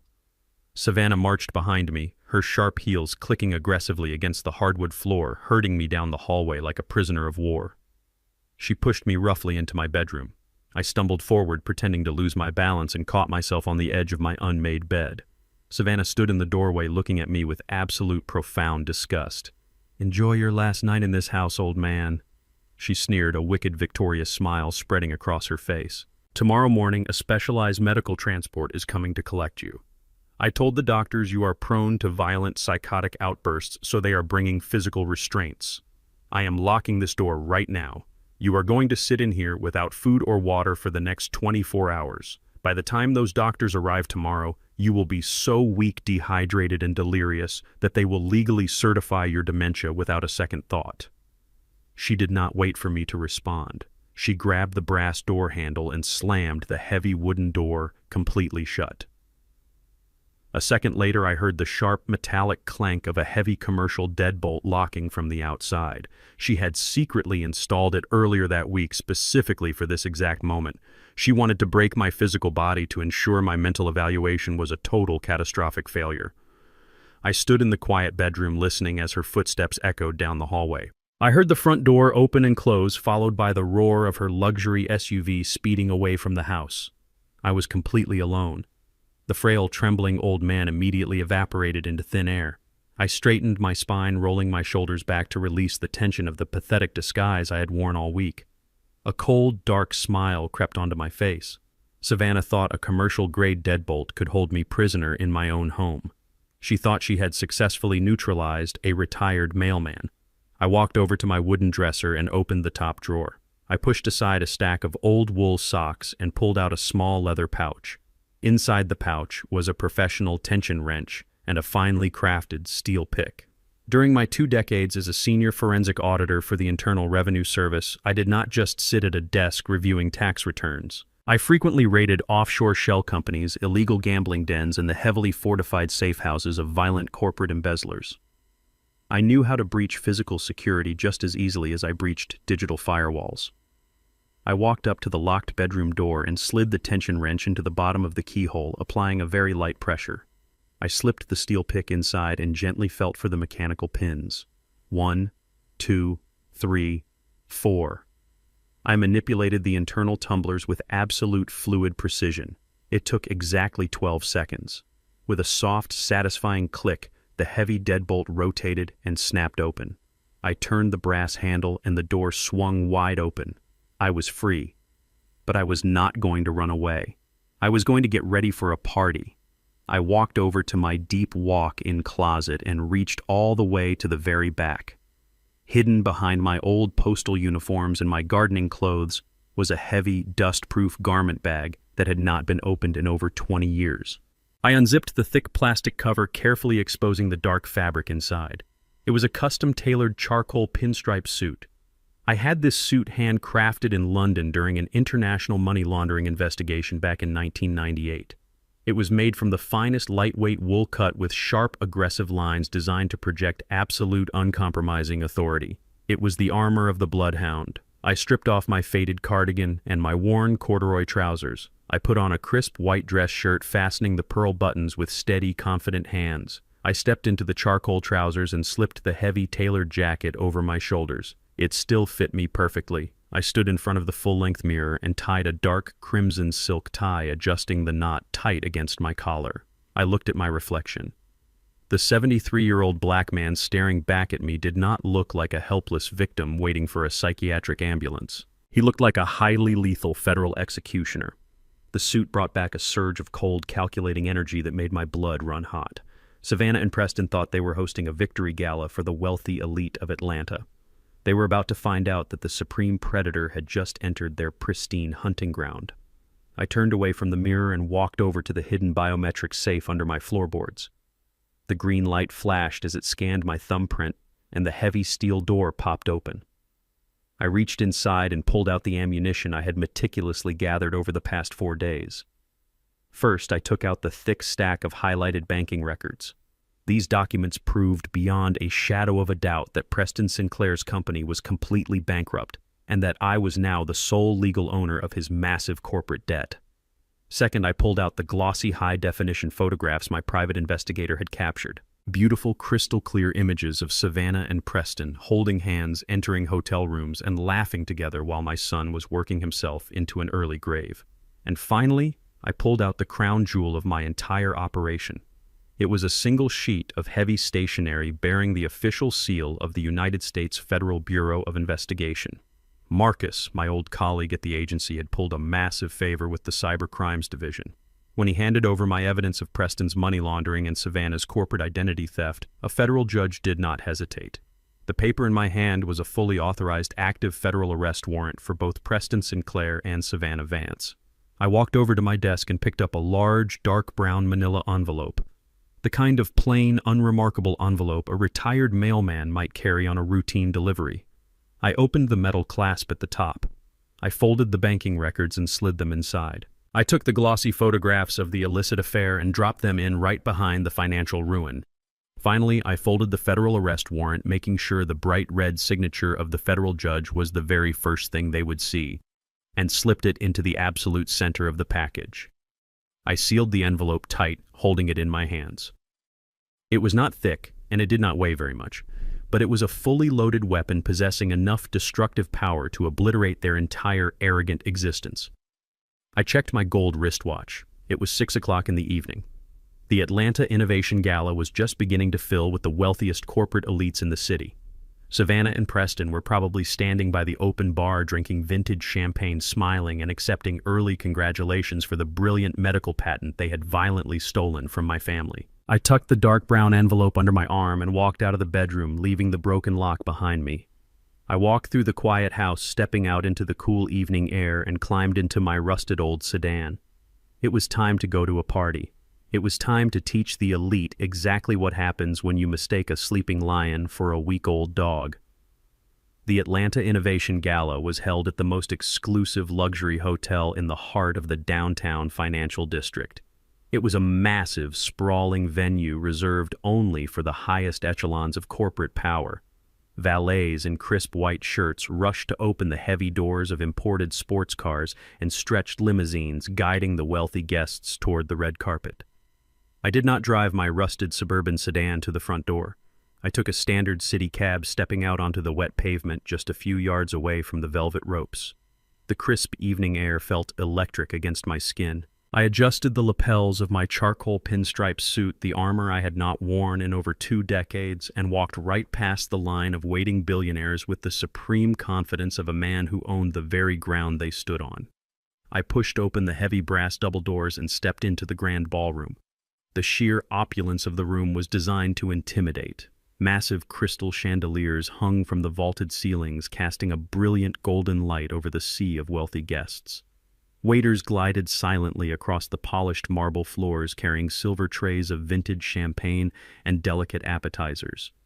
But the most prominent feature in the room was a giant digital banner projecting across the back wall. It read, "Vanguard Tech Ventures, the future of medical innovation." Directly beneath that banner, resting on a lighted pedestal, was a sleek glass display case holding the prototype of the revolutionary medical device my son Terrence had spent 5 agonizing years building in our garage. They were actively celebrating the theft of my son's life work. They were preparing to publicly claim his absolute genius as their own. The room was packed tightly with the elite class of Atlanta. Venture capitalists, powerful politicians, and arrogant corporate titans mingled and laughed. It was a sea of wealthy white privilege. They were sipping expensive champagne and exchanging fake pleasantries, completely unaware that they were currently celebrating a massive federal crime. And then I stepped fully into the light. Even in my immaculate, custom-tailored suit, I stood out like a blaring warning siren. I was a 73-year-old African-American man stepping uninvited into a highly guarded sanctuary built on generational wealth and systemic exclusion. The gentle hum of the classical string quartet continued to play from the corner, but the arrogant conversations nearest to the grand entrance suddenly died down. Eyes turned toward me. I felt their heavy, judgmental stares scanning my face, my skin, and my completely unapologetic presence. They did not see a retired federal investigator capable of destroying their financial portfolios. They saw a glaring anomaly. They saw an old black man who must have surely wandered past the security desk by mistake. The subtle whispers of prejudice rippled through the crowd. I did not shrink under their heavy gazes. I did not lower my head. I walked forward with the slow, deliberate, and utterly terrifying stride of an apex predator returning to his natural hunting ground. I scanned the massive room, searching for my targets. Right in the absolute center, standing on a slightly elevated platform, were the 2 people I had come to utterly destroy. Preston Sinclair. The corrupt chief executive was wearing a sharp velvet tuxedo, holding a crystal glass of expensive bourbon and laughing loudly at a joke made by a city senator. Standing right beside him, holding his arm with zero shame, was my treacherous daughter-in-law, Savannah. She was wearing a stunning backless silver evening gown dripping in heavy diamonds that were undeniably purchased with the money she had violently stolen from my son. They were holding court, receiving early congratulations for the brilliant medical project they were about to publicly unveil. Savannah turned her head to grab another glass of champagne from a passing waiter. As she turned, her eyes swept casually across the ballroom floor. Her gaze locked directly onto mine. I stopped walking and simply stood there 20 feet away, holding the heavy, dark brown manila envelope firmly in my right hand. The bright, triumphant smile on her perfectly made-up face instantly shattered into a million jagged pieces. Her eyes widened in absolute shock and pure, unadulterated panic. Her brain simply could not comprehend what she was looking at. In her twisted and cruel reality, I was supposed to be securely locked inside my dark bedroom, starving, severely dehydrated, and descending into total mental madness, waiting for a psychiatric ambulance to carry me away at dawn. Yet here I was, standing tall, powerful, and impeccably dressed, infiltrating her perfect night of stolen glory. The panic quickly morphed into a furious, violent rage. She whispered something urgently to Preston, dropped his arm, and marched aggressively through the wealthy crowd toward me. Her silver dress flowed behind her like a toxic storm cloud. She stopped just inches from my face, completely ignoring the curious, disgusted stares of the wealthy investors standing nearby. She kept her voice to a harsh, venomous whisper, desperately trying to avoid making a public scene, but her body was literally shaking with fury. "What in the hell are you doing here?" she hissed, her blue eyes flashing with pure, unfiltered hatred. How did you get out of that locked room? Who let this savage old man inside this building? You are supposed to be locked away, you crazy senile fool. You are ruining everything." I did not answer her. I just looked down at her with a calm, empty expression, letting her toxic anger boil over. My total silence infuriated her even more. She looked around frantically, her chest heaving, ready to signal for the hotel security team. "You are completely out of your mind," Savannah spat, leaning closer so I could smell the sweet vintage champagne on her breath. "You are a pathetic, broken old man, and you are ruining the most important night of my entire life. I am going to have you dragged out of here in handcuffs and thrown directly into a locked mental ward tonight. I am calling security right now." Before she could raise her manicured hand to signal the guards, Preston Sinclair sauntered over. He moved with the slow, arrogant swagger of a man who truly believed he owned the entire universe and everyone living inside it. He looked me up and down, taking in my vintage pinstripe suit and my remarkably calm demeanor. He let out a loud, patronizing scoff. His face was a mask of supreme racial and financial superiority. "Is this the pathetic father-in-law you were telling me about, Savannah, Preston?" asked, his voice dripping with absolute contempt and mocking amusement. "The retired mailman who is completely losing his fragile little mind." Savannah nodded, her hands clenched into tight fists. "Yes, he somehow broke out of the house. He is completely unhinged and dangerous, Preston. We need to get him out of here right now before he starts screaming and ruins the entire presentation for the investors." Preston took a slow, confident sip of his bourbon and smiled a cold, cruel smile. He patted Savannah gently on the bare back, an arrogant gesture of control. "Relax, my dear," Preston murmured confidently, completely underestimating the lethal threat standing right in front of him. "I know exactly how to handle people like him. Do not cause a scene in front of the board members." He turned his arrogant gaze back to me, gesturing dismissively toward a set of heavy wooden double doors tucked away in a dark, quiet corner of the ballroom. "Let us step into the private service hallway," old man Preston commanded, treating me like a disobedient stray dog that needed to be put down. "We are going to take a nice quiet walk to the back door. I will handle this savage old man myself, and you are going to leave my property before I have you physically crushed into the pavement." I looked at Preston Sinclair, taking in his expensive velvet tuxedo and his unearned absolute arrogance. Then I looked down at the heavy brown envelope resting in my hand containing his complete and utter devastation. I let a slow, dark smile spread across my face. I gave him a small, polite nod. "Lead the way," I replied, my voice low, smooth, and dangerously calm. I followed them away from the bright lights and the classical music, stepping into the quiet shadows of the service corridor, completely ready to burn their entire arrogant world to ashes. The heavy wooden double doors swung shut behind us, completely cutting off the elegant classical music and the loud, obnoxious laughter of the wealthy elite. The service corridor was stark and cold, illuminated by harsh fluorescent lights that buzzed faintly overhead. It was a massive visual contrast to the golden opulence of the grand ballroom we had just left. This was the hidden underbelly of the luxury hotel, a place meant for the invisible workers, the maintenance staff, and the discarded trash. It was the absolute perfect setting for the execution I was about to perform. Preston Sinclair leaned casually against the cold concrete wall, sliding his hands deep into the pockets of his expensive velvet tuxedo. He looked at me with a mixture of profound boredom and intense racial disgust. He clearly thought he was just humoring a crazy old man, giving his mistress a quiet, private moment to discipline her pathetic father-in-law out of sight from the wealthy investors. He had absolutely no idea that he was standing inside his own tomb. Savannah did not waste a single second.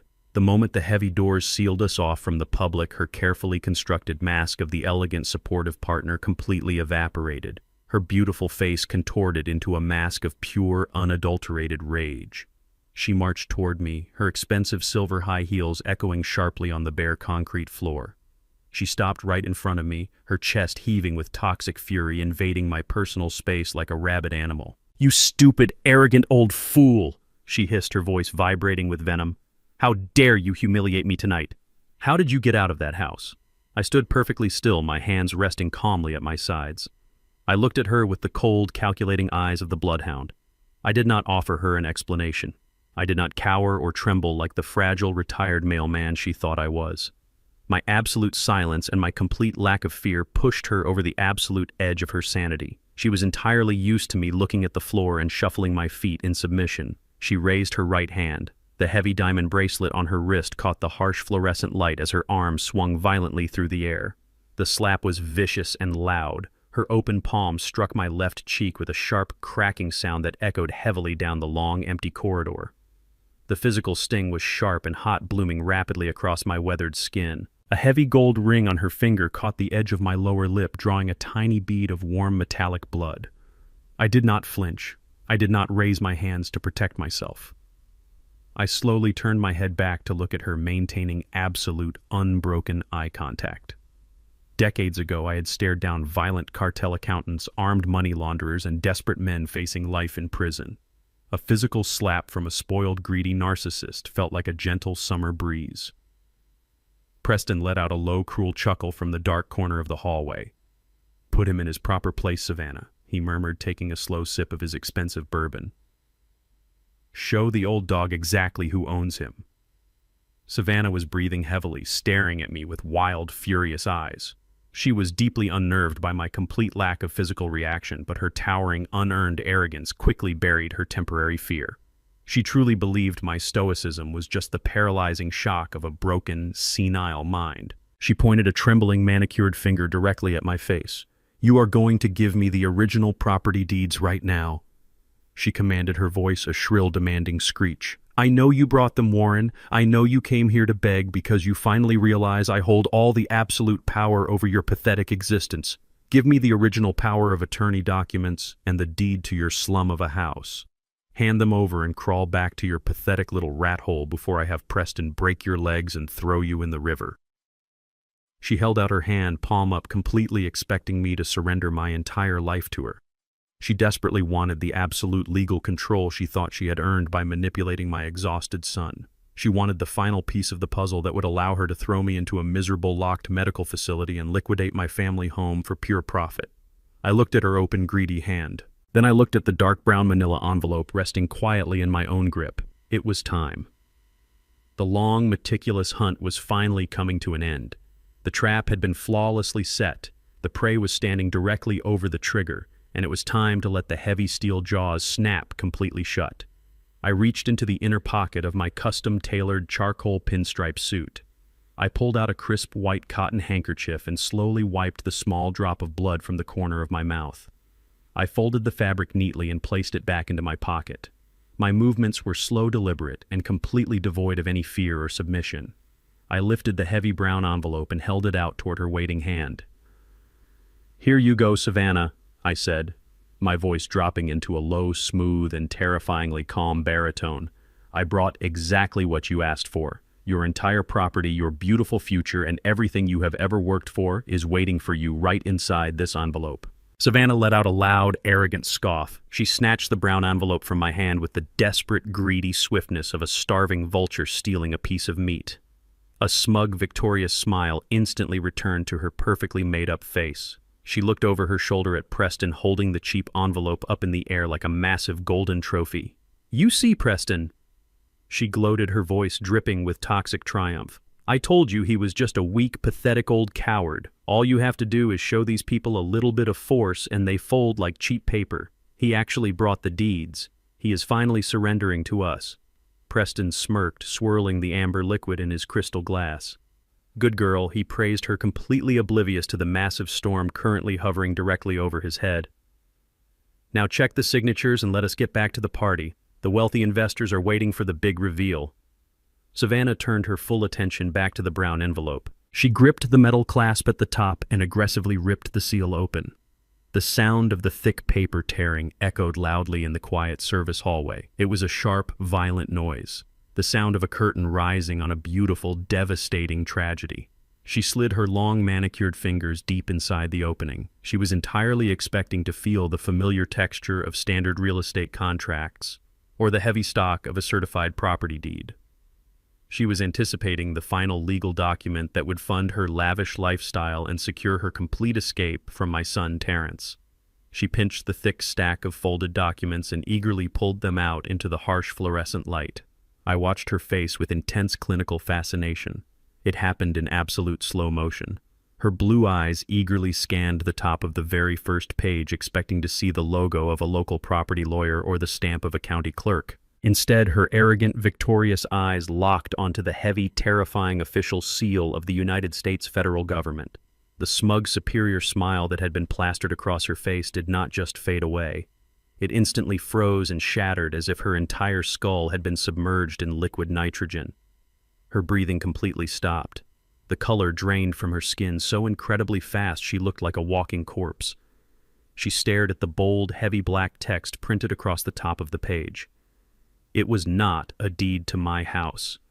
It was not a power of attorney granting her control of my life. It was a massive federal asset seizure order issued directly by the Federal Bureau of Investigation and fully authorized by the Department of the Treasury. And right below the terrifying federal header, clearly highlighting the exact reason for her absolute ruin, was her own name printed in bold ink next to the words corporate espionage and massive financial fraud. Her trembling fingers fumbled blindly, feeling the weight of the undeniable reality resting in her hands. She was holding the exact legal instrument of her own total destruction, and the look of pure, unadulterated horror in her eyes was the most beautiful thing I had ever seen. Savannah stood frozen in the harsh fluorescent light of the service corridor. Her breathing had completely stopped.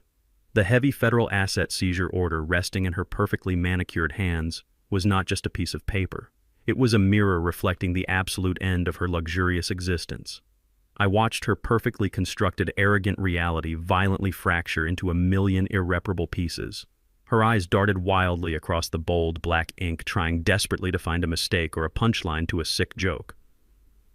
But the United States Federal Bureau of Investigation does not make jokes about corporate espionage and massive financial fraud.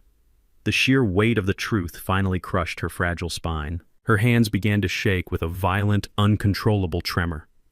The thick stack of legal documents slipped through her numb fingers. They scattered across the cold concrete floor like dead leaves falling from a rotting tree. She stumbled backward, her silver high heels scraping harshly against the floor until her back hit the cold concrete wall. She could not speak. Her throat was completely paralyzed by the suffocating grip of pure, unadulterated terror. She slowly slid down the wall until she was sitting on the dirty concrete. Her expensive silver evening gown completely ruined her hands, clutching her chest as she gasped for air. Preston Sinclair was still leaning casually against the far wall, swirling the expensive amber bourbon in his crystal glass. He had been watching the exchange with a look of mild irritation. In his deeply arrogant and privileged mind, he assumed Savannah was just having a dramatic emotional reaction to a stubborn old man. He thought I had brought a fake deed or an outdated will to try and negotiate a pathetic compromise. He let out a loud, annoyed sigh, rolling his eyes at the sudden mess of papers scattered across his pristine service hallway. "Savannah, what in the world is wrong with you?" Preston muttered, his voice dripping with condescending impatience. "Pick up those papers and stop acting like a hysterical child. We have a room full of venture capitalists waiting for us to unveil the medical device. We do not have time for these ghetto theatrics. Get the deed from the old man and let us go." Savannah did not respond. She just sat on the floor, staring blankly at the scattered papers, her mind completely broken by the sheer magnitude of her own consequences. Preston scowled, deeply offended that his mistress was ignoring a direct command. He pushed himself off the wall and marched over to us. He set his crystal glass down on a nearby service cart and crouched down to gather the scattered documents himself. He snatched the first page off the floor, fully expecting to see a residential property deed. But his arrogant blue eyes locked onto the exact same heavy federal seal that had just completely destroyed his mistress. I stood perfectly still, watching the exact moment the powerful tech billionaire realized he was standing on a landmine that had already detonated. The first document he picked up was the official federal freeze order. It explicitly detailed the immediate suspension of Vanguard Tech Ventures and listed his name as the primary target of an active federal money laundering and wire fraud investigation. But that was not the document that completely broke his mind. That honor belonged to the second page he scooped off the floor. It was the certified debt transfer agreement I had personally executed that very morning with Richard Croft at the First Atlanta Fidelity Bank. Preston stared at the heavily highlighted banking records. They clearly proved that his massive $5 million corporate loan, the very money he used to fund his lavish lifestyle and his fake tech empire, had been completely sold. The bank had dumped his toxic debt to avoid federal prosecution, and the sole legal entity that purchased that $5 million debt was a private, anonymous ghost corporation called the Yvonne Trust. Preston's heart rate spiked so fast I could practically see the pulse pounding in his neck. His perfectly manicured hands began to shake, matching the exact same pathetic tremor that had just overcome Savannah. He frantically flipped through the pages, reading the attached bank statements that proved his company accounts were currently frozen at exactly $0. He read the aggressive legal clause that explicitly granted the Yvonne Trust the immediate unyielding right to seize all of his corporate assets, including the stolen medical patent, the very second his accounts defaulted. He realized with a sickening absolute clarity that he did not own his company anymore. He did not own his luxury cars or his penthouse apartment. Every single thing he falsely claimed to possess was now legally owned by the mysterious trust fund holding his massive unpayable debt. His entire arrogant identity was built on stolen wealth, and that wealth had just been completely evaporated by a man he thought was a senile retired mailman. The color drained completely from his face, leaving his skin a sickly pale white. Thick beads of cold sweat broke out across his forehead, ruining his perfectly styled hair. He slowly looked up from the scattered papers on the concrete floor. His arrogant, mocking gaze was entirely gone. It was instantly replaced by the wide, terrified stare of a cornered rat who suddenly realized it was locked inside a cage with a starving lion. He looked at my polished leather shoes and slowly panned up to my custom-tailored charcoal pinstripe suit. He finally looked into my cold, unyielding eyes. His brain was violently misfiring, trying to connect the dots between the fragile old man Savannah had described and the lethal federal executioner standing right in front of him. He could not comprehend how an elderly black man from the south side of Atlanta possessed the financial firepower to buy a $5 million corporate debt in a single afternoon. "You," Preston wheezed, his voice completely breaking into a high-pitched, pathetic whisper. He swallowed hard, a loud, audible gulping sound trying to force air into his tightening lungs. "You bought my debt. The bank sold you my entire company. Who are you?" I did not smile. I did not offer him a single ounce of mercy or comfort. I slowly reached up with my steady, calloused hands and calmly adjusted the knot of my dark crimson silk tie, making sure it sat perfectly straight against my collar. I looked down at the broken, shivering billionaire kneeling on the dirty concrete floor, surrounded by the undeniable evidence of his total, absolute destruction. "I am Warren," I replied, my voice a deep, resonant rumble that echoed off the cold walls. "I am the husband of Yvonne, the brilliant woman who spent her dying days building this entire federal case against you. And currently I am your sole legal creditor, Preston. You have been completely bankrupt since 3 o'clock this afternoon." I stood in the cold service corridor watching the absolute destruction of a human mind. Savannah was sitting on the dirty concrete floor, her expensive silver evening gown pooling around her like dirty water. I watched her perfectly manicured hands claw desperately at the cold floor as if she were trying to stop herself from falling off a massive cliff. The human brain is a remarkable organ designed to protect itself from sudden catastrophic trauma, but there is absolutely no psychological shield thick enough to block the sheer magnitude of the devastation I had just dropped on her. Just 10 minutes ago, she was the undisputed queen of the Atlanta Innovation Gala.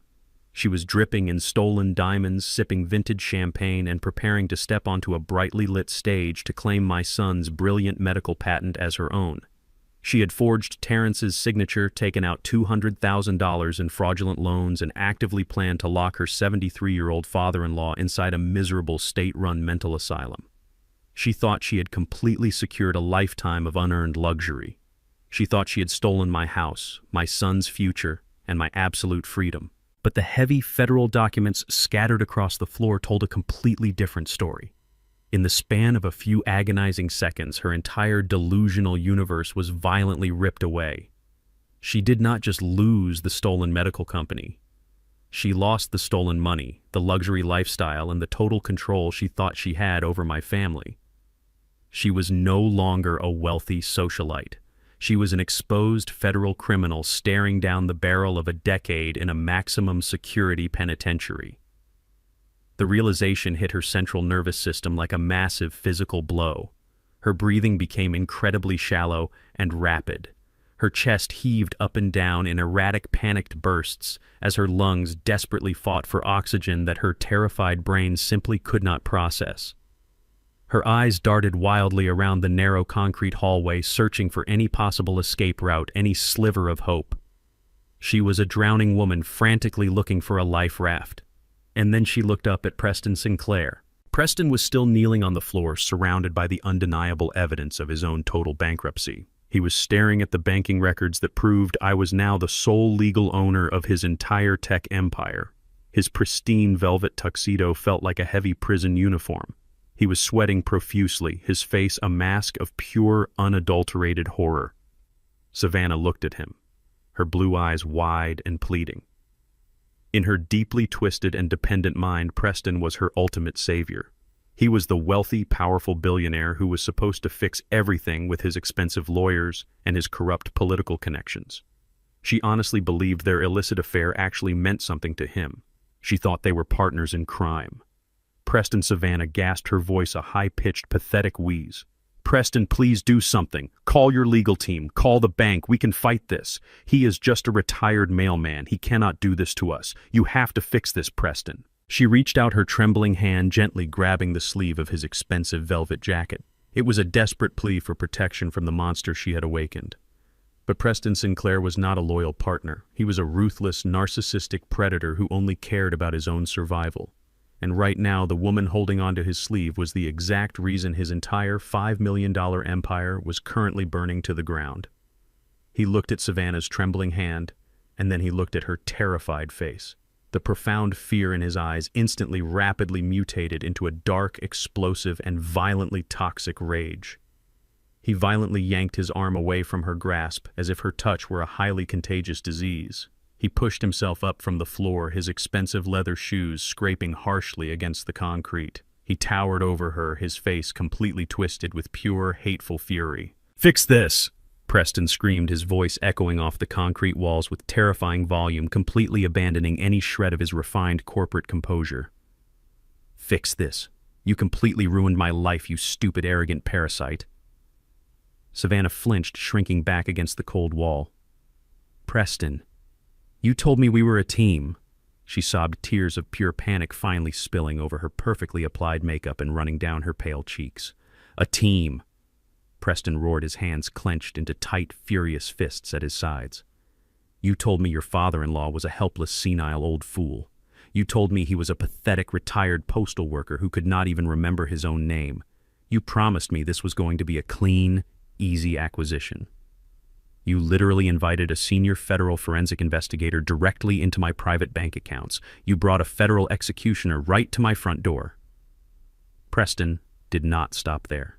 The sheer, overwhelming pressure of losing his company, his wealth, and his freedom completely snapped whatever fragile restraint he had left. He realized that his life was permanently over, and he needed someone to absorb the physical impact of his absolute rage. He stepped forward, closing the distance between them. Before Savannah could even raise her hands to protect her face, Preston drew his arm back.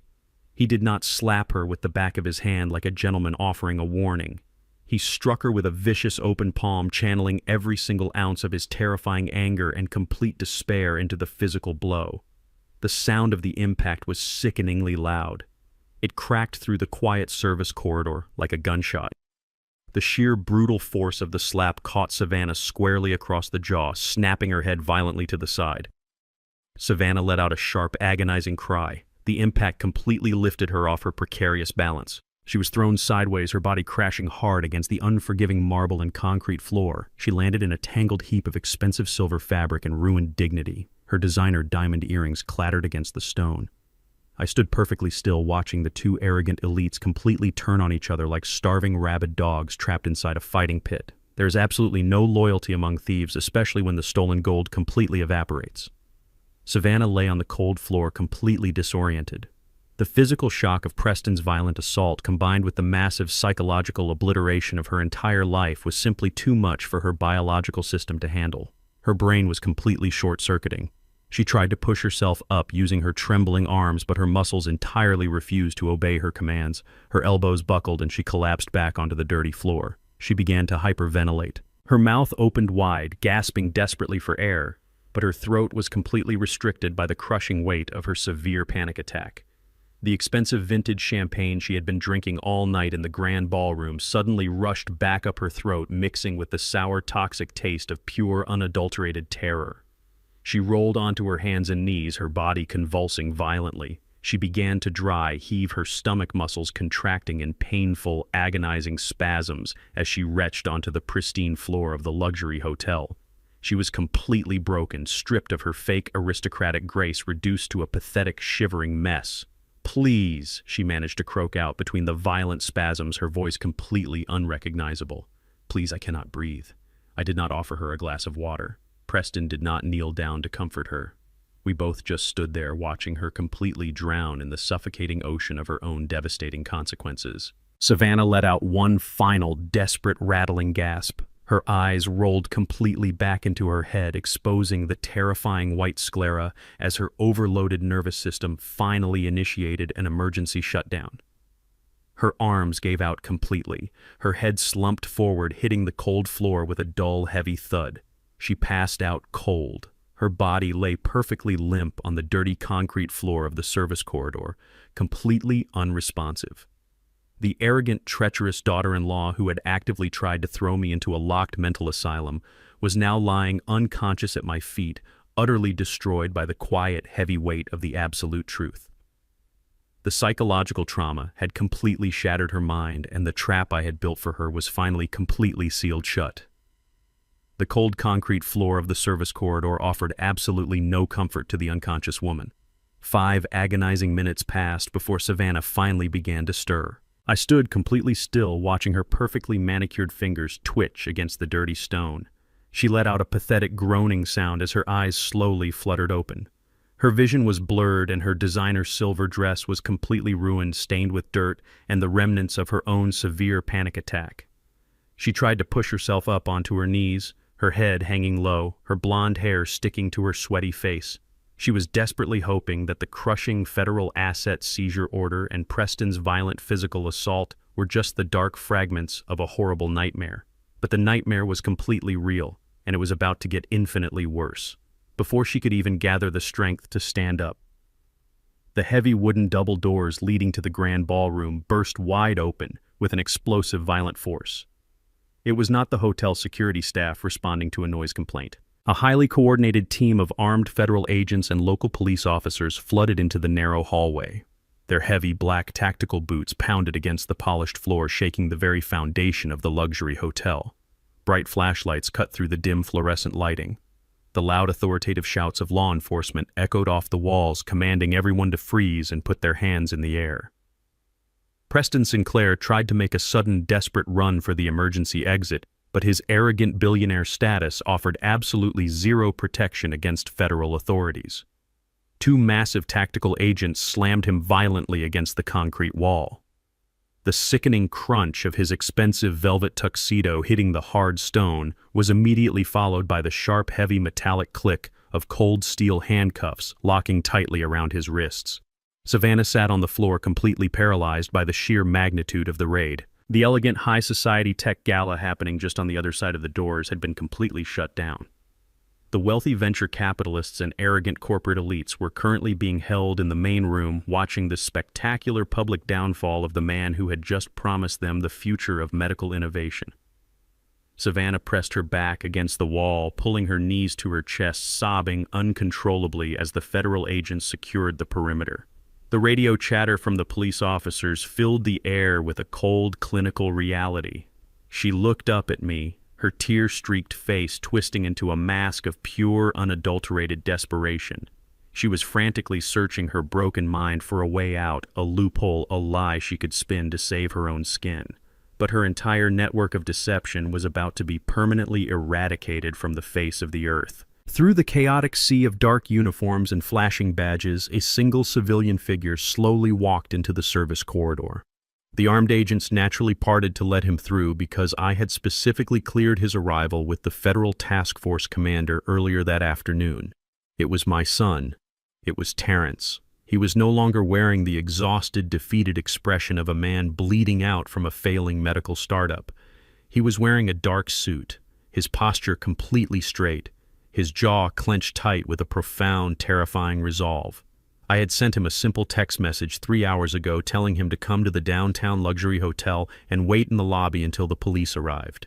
He stepped into the harsh light of the hallway and stopped right next to me. He did not look like a grieving son mourning the sudden loss of his mother anymore. He looked exactly like the bloodhound. He looked like a man who had finally seen the absolute unfiltered truth. Terrence stood perfectly still, his dark eyes slowly scanning the absolute wreckage of the service corridor. He looked at Preston Sinclair groaning against the wall with his hands bound in heavy steel chains. He looked at the massive stack of federal banking records and asset seizure orders scattered across the wet concrete floor. And then his eyes fell upon the glossy, high-definition surveillance photographs resting near his expensive leather shoes. I watched my son look down at the crystal-clear images of his beautiful wife wearing designer clothes and intimately kissing the very man who had arrogantly rejected his medical patent 6 months ago. He saw the pictures of them holding hands entering luxury hotel rooms and laughing together while he was sitting alone in a cold laboratory slowly going bankrupt. The final heavy curtain of his complete blindness was violently ripped away. Savannah saw the exact moment his eyes locked onto the affair photographs.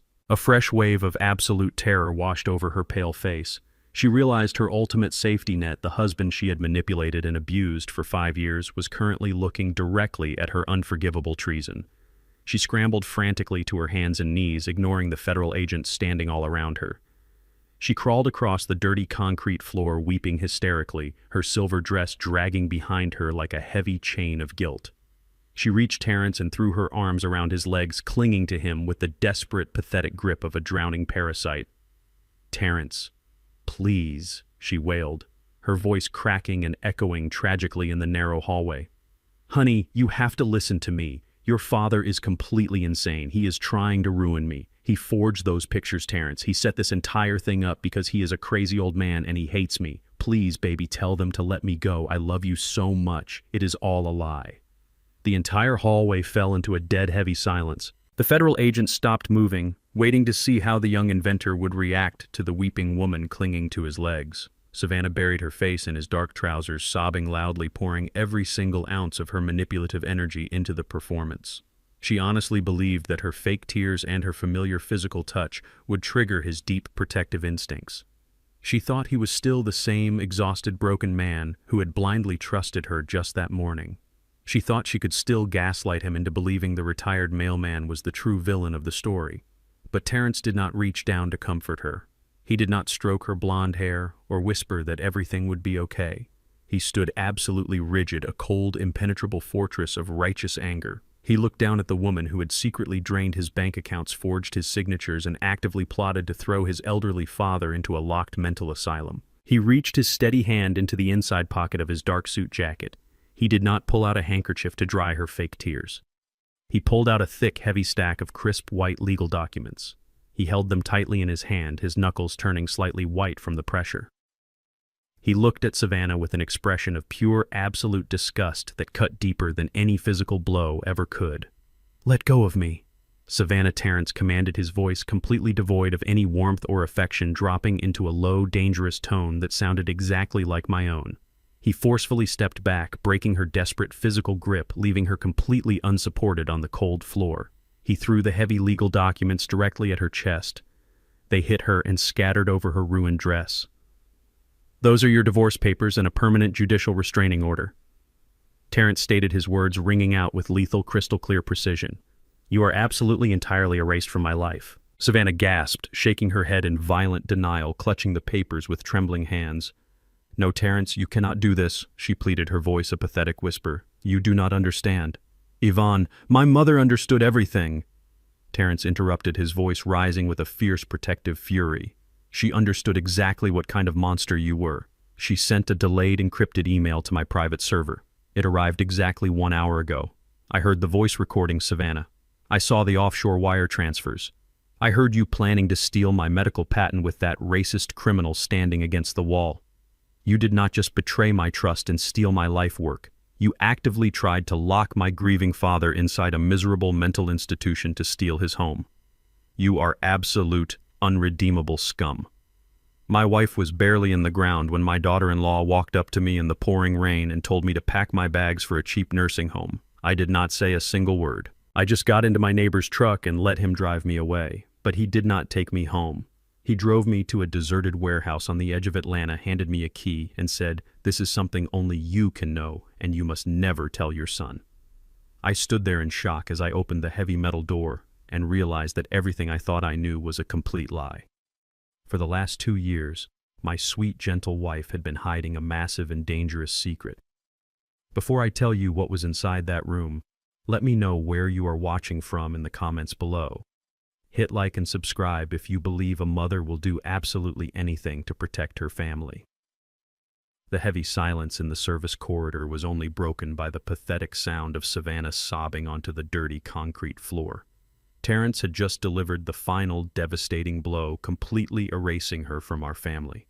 She was utterly broken, stripped of her fake aristocratic elegance, and left with absolutely nothing. But the absolute worst of human nature was about to reveal itself right in front of our eyes, when a sinking ship is finally going down.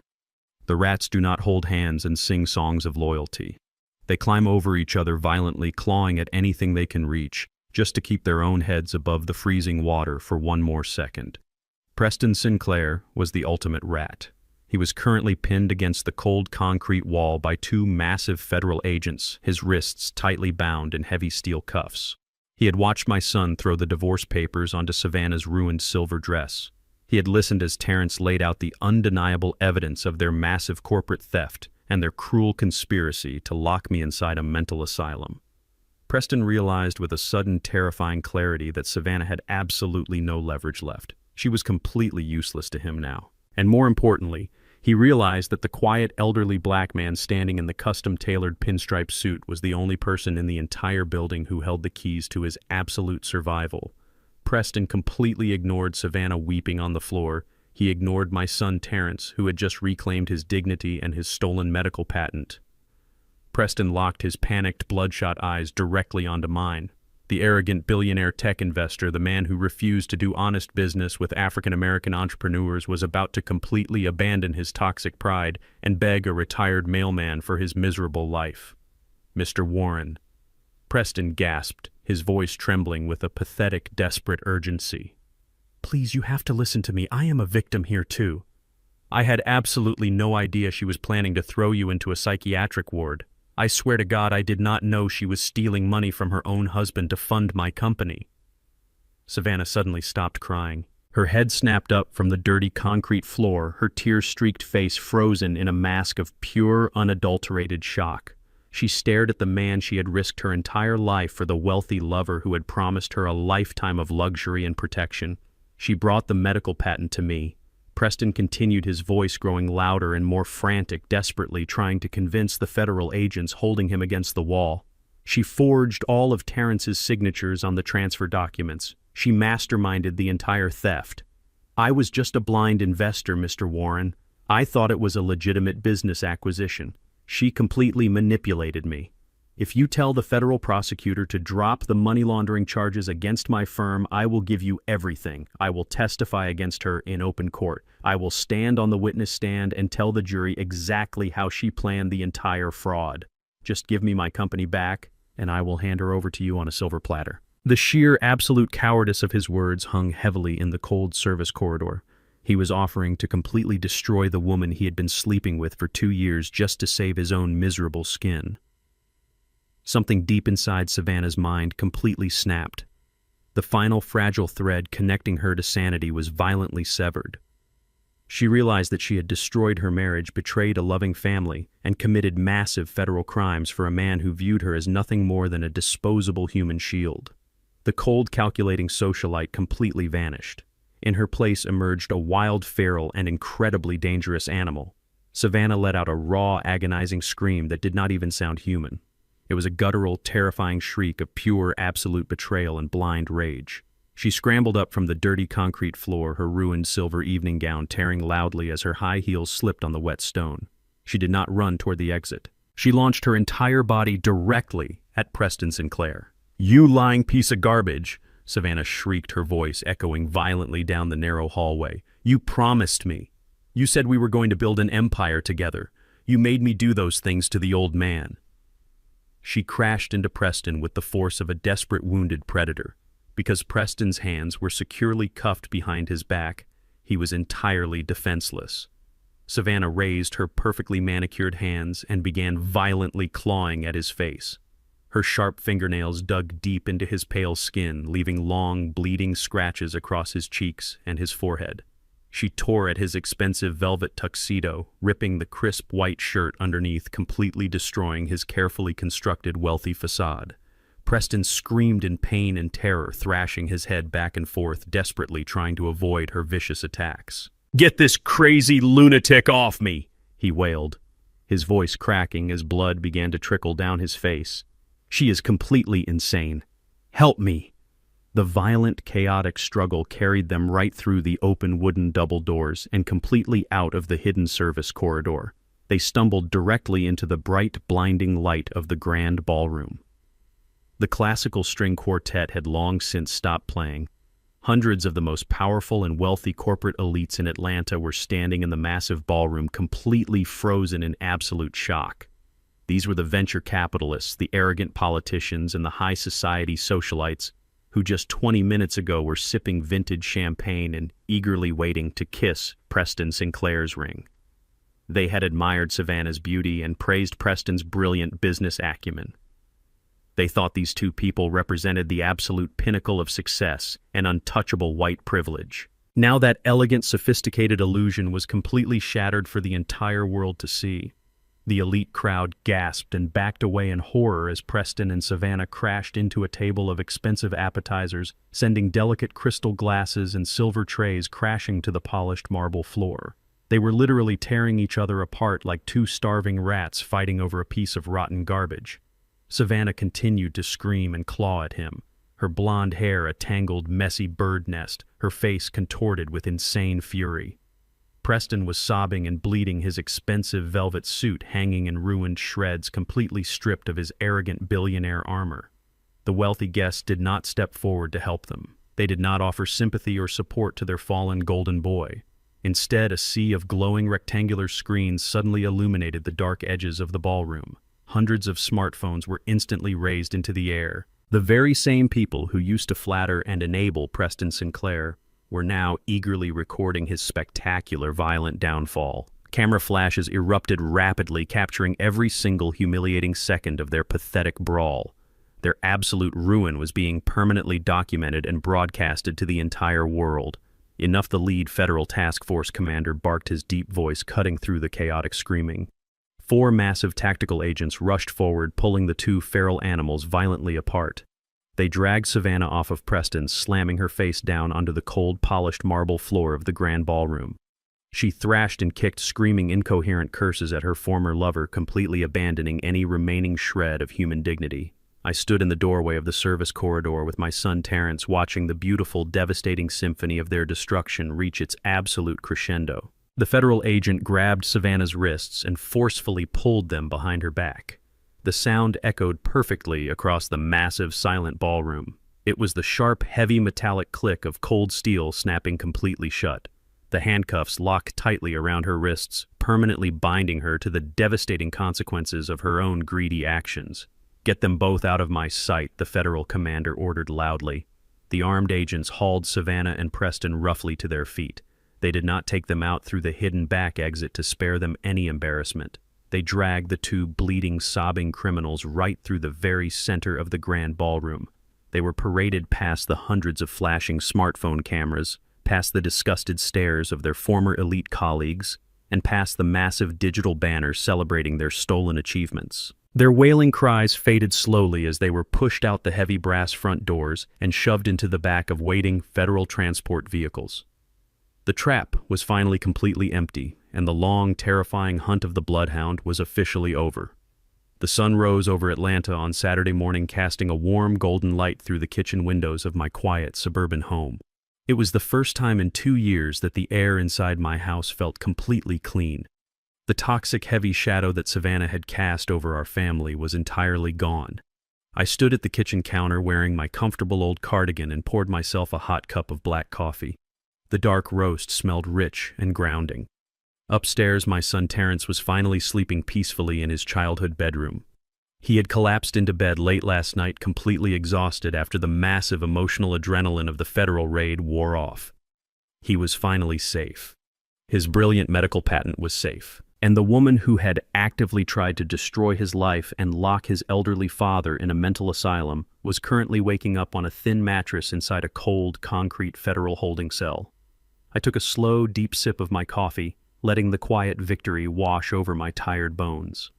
The house was perfectly silent, but that silence was soon broken by the sharp ringing of the old landline phone resting on the kitchen wall. I walked over and looked at the caller identification screen. It displayed a generic automated number originating from the Fulton County Detention Center. I let it ring twice before I slowly picked up the receiver and pressed it to my ear. An automated voice informed me that I had a collect call from an inmate. I pressed the button to accept the charges. Warren Savannah sobbed, her voice echoing through the phone line, sounding completely weak and incredibly pathetic. She was crying so hard she could barely form a coherent sentence. The arrogant, vicious corporate predator who had slapped my face in the service corridor just 12 hours ago was entirely gone. She had spent the entire night locked in a tiny steel cage, surrounded by the harsh, unforgiving reality of the federal justice system. She had finally realized that her wealthy lover, Preston Sinclair, was not going to send an expensive team of lawyers to rescue her. Preston was currently fighting his own massive federal money laundering charges, and he had already thrown her completely under the bus to save himself. Savannah was entirely alone, and in her absolute desperation, she called the very man she had tried to destroy. "Warren, please, you have to help me." Savannah wailed, her voice cracking with raw panic. "It is so cold in here. The guards treat me like absolute garbage. They took my clothes and my jewelry. You have to call the bank and post my bail, Warren. I know you have the money. I saw the federal documents last night. You are incredibly rich. Please, I am your family. I am Terrence's wife. You cannot just leave me in this horrible place." I stood in my warm kitchen looking out at the beautiful green lawn Yvonne had planted years ago. I listened to her desperate, pathetic begging, and I felt absolutely zero pity. I took another slow sip of my hot coffee. "Do you remember the old industrial warehouse on the edge of the city, Savannah?" I asked, my voice perfectly calm and completely devoid of any emotion. "The dilapidated brick building you and Preston planned to illegally seize and sell for quick cash after you threw me into the psychiatric ward." She stopped crying for a brief second, confused by my question. "Yes," she hiccuped weakly.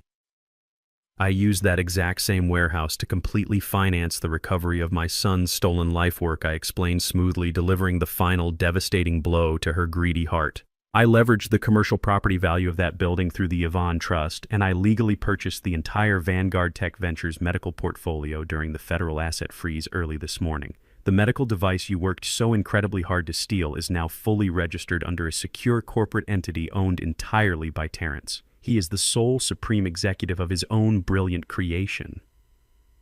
"No." Savannah gasped, a fresh wave of absolute terror washing over her.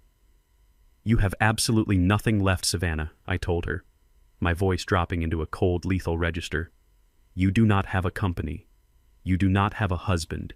You do not have a single penny of the money you violently stole from my boy. And you certainly do not have a family to bail you out of federal prison. Enjoy your new concrete home." I pulled the phone away from my ear and pressed the button, completely disconnecting the line. I cut off her agonizing screams and placed the receiver gently back on the wall mount. I did not even have time to finish my cup of coffee before the absolute final piece of the battlefield presented itself right on my front lawn. The loud, aggressive screech of heavy car tires echoed down my quiet suburban street. A massive, pristine white luxury sport utility vehicle swerved sharply and parked illegally right across my driveway, blocking the path. The heavy doors flew open, and two people marched furiously up my front walkway. It was Thomas and Martha Vance, Savannah's biological parents. They were the exact arrogant, wealthy people who had taught their daughter how to look down on the rest of the world. They were an older white couple who wore expensive country club attire and carried an unbearable sense of racial and financial superiority everywhere they went. For 5 years, they had refused to invite me or Yvonne to their lavish holiday parties. They made passive-aggressive racist comments about my neighborhood, and they treated my brilliant son like he was a hired servant who had somehow tricked their perfect blonde daughter into marriage. I unlocked the front door and stepped out onto the wooden porch before they could even ring the bell. I stood at the top of the stairs looking down at them. Thomas Vance was red in the face, breathing heavily, his fists clenched tightly at his sides. Martha stood right behind him, pointing a shaking, manicured finger directly at my face. "Where is my daughter, you crazy old fool?" Thomas roared, his loud, aggressive voice shattering the peaceful Saturday morning. "We got a call from the police department saying Savannah was arrested at a corporate gala last night. We know exactly what you did, Warren. We know you set her up. You and your pathetic son planted fake evidence to steal her company. You are going to pay for this."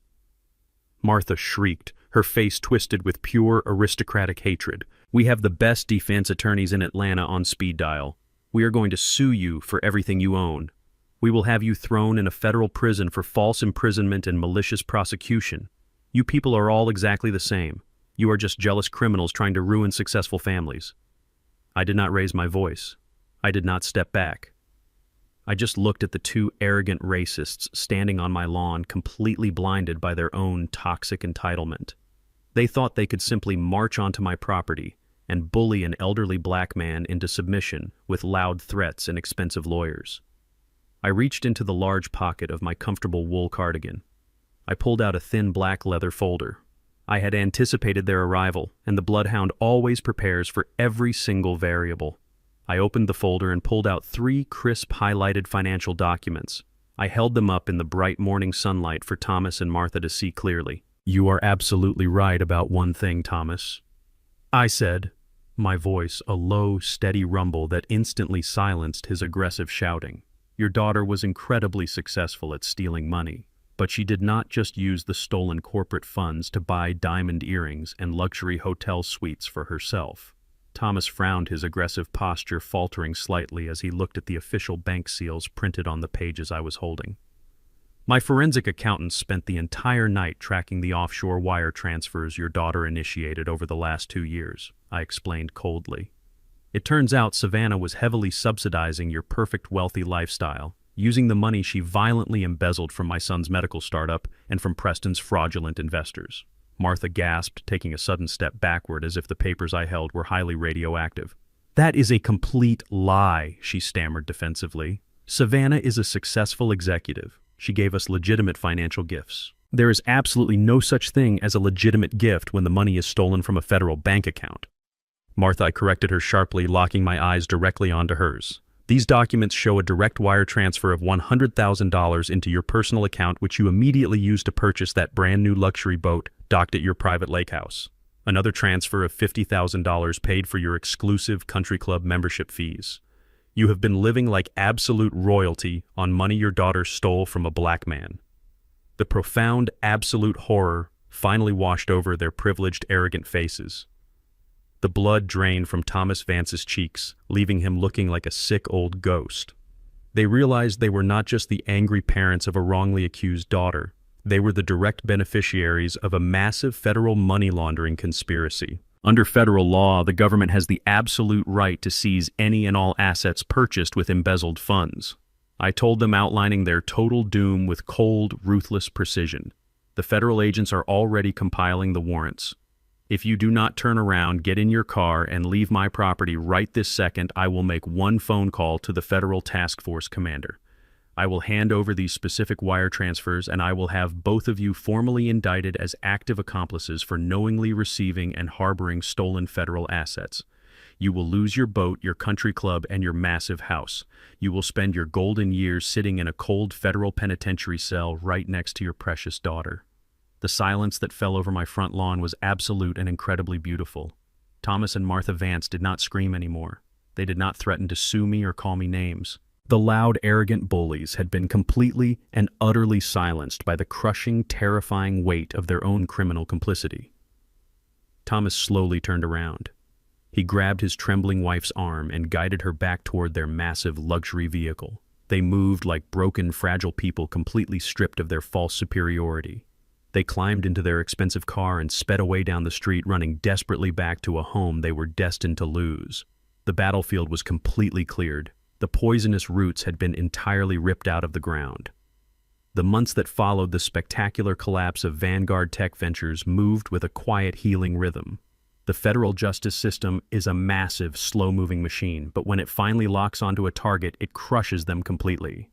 I sat in the back row of the federal courthouse in downtown Atlanta watching the final sentencing of the two arrogant predators who tried to destroy my family. The courtroom was cold and filled with the heavy, silent weight of absolute consequence. Preston Sinclair, the wealthy tech billionaire who refused to do honest business with black entrepreneurs, was completely stripped of his custom velvet suits and his unearned privilege. He stood before the federal judge wearing a standard-issue orange jumpsuit, his hands bound in heavy iron chains that clinked loudly in the quiet room. He begged the judge for leniency, sobbing about his ruined reputation, but the judge showed absolutely zero mercy. She looked down from her high bench and sentenced him to 12 years in a maximum security federal penitentiary for massive corporate money laundering, wire fraud, and criminal conspiracy. He wept openly, a broken, pathetic man, as the armed bailiffs dragged him away. Savannah stood next, the beautiful, manipulative socialite who thought she could gaslight my son and throw me into a locked mental asylum, looked incredibly pale and entirely broken. Her blonde hair was a tangled, messy knot, and the arrogant fire in her blue eyes had been completely extinguished. The federal judge looked down at her with profound, unyielding disgust.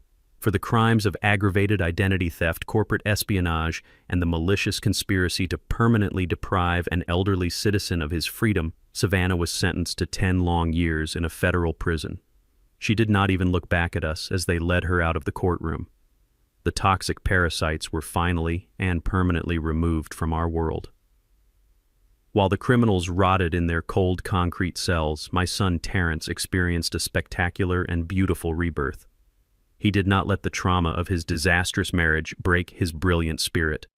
With the massive financial backing of the Yvonne Trust and the full legal control of his own medical patent, Terrence built a brand new medical technology company from the absolute ground up. He moved out of that small, depressing laboratory and opened a massive state-of-the-art research facility right here in Atlanta. I watched with immense pride as he stood on his own brightly lit stage, unveiling the revolutionary medical device that would save countless lives. He was no longer the exhausted, defeated man who had cried to me on a video call. He was a confident, powerful chief executive officer, fully stepping into the massive potential his mother and I always knew he possessed. He hired a brilliant team of honest, hardworking engineers, and he made sure that absolute integrity was the foundation of his entire corporate empire. The legacy he was building was completely untouchable, and it belonged entirely to him. As for me, I did exactly what I have done for the last 25 years. I did not move into a sprawling mansion in a gated community. I did not buy a fleet of luxury imported cars or start wearing heavy gold watches. That flashy, superficial lifestyle belongs to people who desperately need to prove their worth to complete strangers. I already knew exactly who I was, and I knew exactly the kind of man my sweet Yvonne fell in love with. I stayed right here in my quiet suburban house on the south side.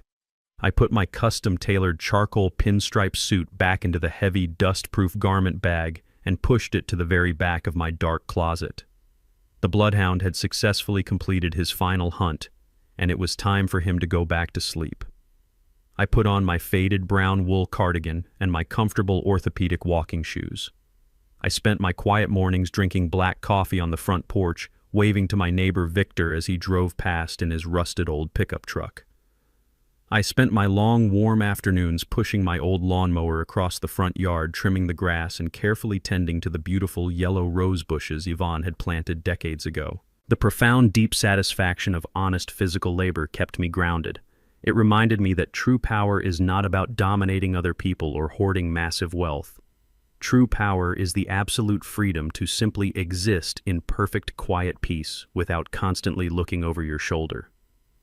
It was a late Sunday afternoon when the sleek black luxury sedan pulled into my driveway. The warm Georgia sun was just beginning to set, casting a long, beautiful golden glow across the freshly cut grass. Terrence stepped out of his car wearing a comfortable polo shirt and a relaxed, familiar smile. He walked up the wooden steps of the front porch carrying a paper bag filled with fresh peach cobbler from the local bakery. I was sitting in my favorite wooden rocking chair, listening to the gentle hum of the summer crickets and the distant happy sound of neighborhood children playing in the street. Terrence handed me the warm bag and sat down heavily in the empty rocking chair right next to me. We sat there in a comfortable, familiar silence for a very long time, just watching the evening sky slowly change from bright orange to a deep, peaceful purple. I looked over at my son. He was staring out at the quiet street, but his dark eyes were shining with heavy, unshed tears. The massive emotional weight of the past year, the betrayal, the federal raid, the trial, and the glorious rebuilding of his life was finally catching up to him in the profound safety of our shared silence. He leaned forward, resting his elbows on his knees, and buried his face deep in his hands. Dad Terrence whispered, his voice cracking with a deep, profound sorrow that broke my heart. I am so incredibly sorry. I am so sorry I ever doubted you. I am so sorry I let that monster into our home, and I am so sorry I almost let her lock you away. I was completely blind, and I almost lost you forever because I was entirely too stupid to see the absolute truth standing right in front of me. He began to weep quietly, the heavy, honest tears of a good man releasing a massive burden of lingering guilt. I did not interrupt him. I let him cry because I knew he desperately needed to completely empty his soul of that toxic poison. When his tears finally began to slow down, I reached out my calloused, weathered hand. I placed it firmly on his broad shoulder, offering him the warm, steady, unwavering strength of a father who had never once stopped loving him. I looked at my boy, and I gave him a soft, gentle smile. "You do not ever need to apologize to me, Terrence," I told him, my voice a low, comforting rumble in the quiet evening air. "You were navigating a terrible, dark storm, and that woman was actively blinding you to the dangerous rocks. But you survived it. We survived it, and we absolutely did not do it alone." I looked up at the darkening Atlanta sky, thinking about the brilliant, beautiful woman who had spent her final dying days mapping out an entire criminal conspiracy in a cold industrial warehouse just to keep her family safe. "Your mother protected us, Terrence," I said softly, feeling a deep, warm, comforting presence settling over the old wooden porch. "She saw the deadly danger long before either of us did, and she gave me the exact tools I needed to completely dismantle their trap. She loved you more than life itself, and she made absolutely sure that nobody would ever steal your future. Do not carry this heavy guilt anymore, my son. The dark storm is completely over. Your mother protected us, and we are safe now." It was a bright, warm Sunday morning when I drove my rusted pickup truck back to the quiet cemetery on the outskirts of Atlanta. The sky above was a brilliant, crystal-clear blue, completely different from the dark, freezing rain that had soaked my clothes on the day we put my sweet Yvonne into the ground. The air smelled of fresh pine needles and warm earth. The heavy, dark storm that had violently threatened to consume my family was completely gone, leaving behind a profound, unbroken peace. I parked my truck near the iron gates and walked slowly across the freshly cut green grass, holding a single pristine white rose in my calloused hand. I reached her headstone and stood there for a long time, just listening to the gentle rustling of the leaves in the ancient oak trees above.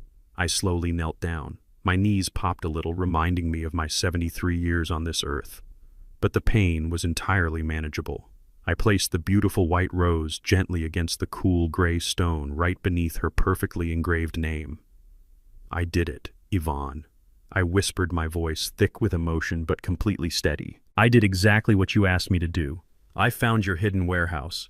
I saw the massive, incredible war room you built while you were so incredibly sick. I took the undeniable evidence you gathered, and I used it to absolutely destroy the monsters who were trying to ruin our boy. Terrence is completely safe now, my love.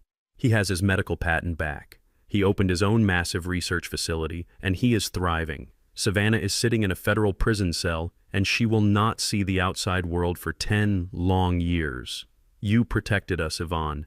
Even when you were dying, you were the fiercest protector this family ever had. I am so incredibly proud of you, and I miss you every single day." I rested my hand on the warm granite of her headstone, feeling a deep, spiritual connection to the brilliant woman who had shared my life for 45 years. She was a high school teacher who loved baking peach cobbler, but underneath that gentle exterior she possessed the strategic mind of a master chess player. She knew exactly how the world worked, and she knew exactly how society viewed people like us.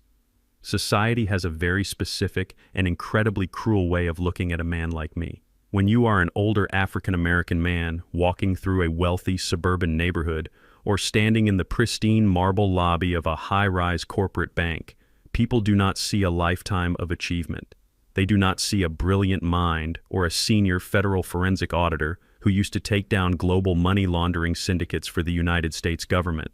They look at my faded brown wool cardigan, my scuffed orthopedic shoes, and the deep, heavy wrinkles lining my dark skin, and they immediately write me off as completely insignificant.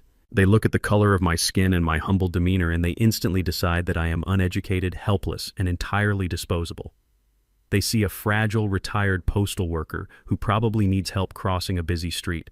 Savannah and her wealthy, arrogant lover, Preston Sinclair, built their entire criminal strategy on that exact racist, ageist assumption. They thought my quiet demeanor was a symptom of a rotting, senile brain. They thought my endless patience was a clear sign of absolute weakness. They thought they could easily forge documents, steal my son's legacy, and throw me into a miserable, locked psychiatric ward because they truly believed a black man in his 70s had absolutely zero power to fight back against their wealthy white privilege. They never once stopped to consider that the old man sitting silently in the faded armchair staring blankly at the wall was actually taking meticulous mental notes. They never realized that while they were loudly insulting me in my own living room, I was actively mapping out the complete destruction of their entire corporate empire. They confused my strategic silence with total surrender. That was their absolute fatal mistake. The invisibility of being an old black man in America is a heavy burden to carry, but if you know how to use it, that invisibility becomes your absolute greatest weapon. I let them believe their own arrogant lies. I let them think they were the apex predators hunting a weak, helpless animal. I put on the disguise of the confused, retired mailman, and I walked right past their security desks into their private offices and deep into their encrypted bank accounts without anyone ever noticing my presence. True justice is never born from loud, explosive anger. Savannah operated on pure, toxic emotion. She threw theatrical tantrums, she smashed doors with heavy hammers, and she screamed violently in hotel hallways when she finally lost control. But loud anger is incredibly sloppy. It blinds you to your own mistakes, and it leaves massive holes in your defense. I learned decades ago in the high-stakes halls of the federal government that the absolute greatest revenge is a meticulously prepared truth. You do not need to yell or scream when you have the undeniable facts resting quietly in your inner pocket. You do not need to throw a physical punch when you can completely freeze a billionaire's bank account with a single phone call. You simply let the arrogant predators build their own elaborate traps, you let them step inside, and then you quietly lock the heavy steel door right behind them. I stood up from the grave, brushing the loose blades of green grass from the knees of my trousers. I looked down at the white rose resting peacefully against the gray stone. The bloodhound had successfully completed his final hunt.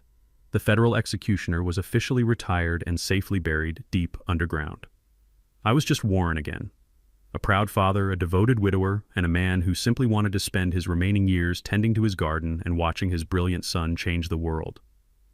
I turned away from the headstone and walked slowly back across the quiet cemetery toward my rusted old pickup truck. I opened the heavy metal door, climbed into the driver's seat, and started the engine. The old motor rumbled to life, a steady, comforting sound. I drove out of the iron gates and headed back toward my quiet home on the south side of Atlanta. I rolled down the window, letting the warm Georgia breeze wash over my face. For the first time in 2 long years, I had absolutely nothing to hide and absolutely nothing to fight. The profound, unbreakable peace had finally returned, and it belonged entirely to me. True power does not scream for attention. It waits in the absolute silence of observation. When you judge a person by the wrinkles on their face, the color of their skin, or the simplicity of their clothes, you risk underestimating the brilliant mind hidden beneath. My daughter-in-law mistook my quiet demeanor for senility and my patience for weakness. She let arrogance blind her, forgetting that the most lethal chess players never reveal their moves until checkmate is inevitable. Character is not measured by the luxury you wear, but by the integrity you uphold. In the end, those who build their empires on deceit will inevitably be crushed by the heavy, silent weight of the truth. Never mistake an old man's silence for surrender. If you enjoyed this story, please hit the like button and subscribe to the channel for more powerful life lessons. Share your thoughts in the comments below. Have you ever had to teach an arrogant person a harsh lesson about respect? Thank you for listening, and always remember, true strength whispers, it never shouts.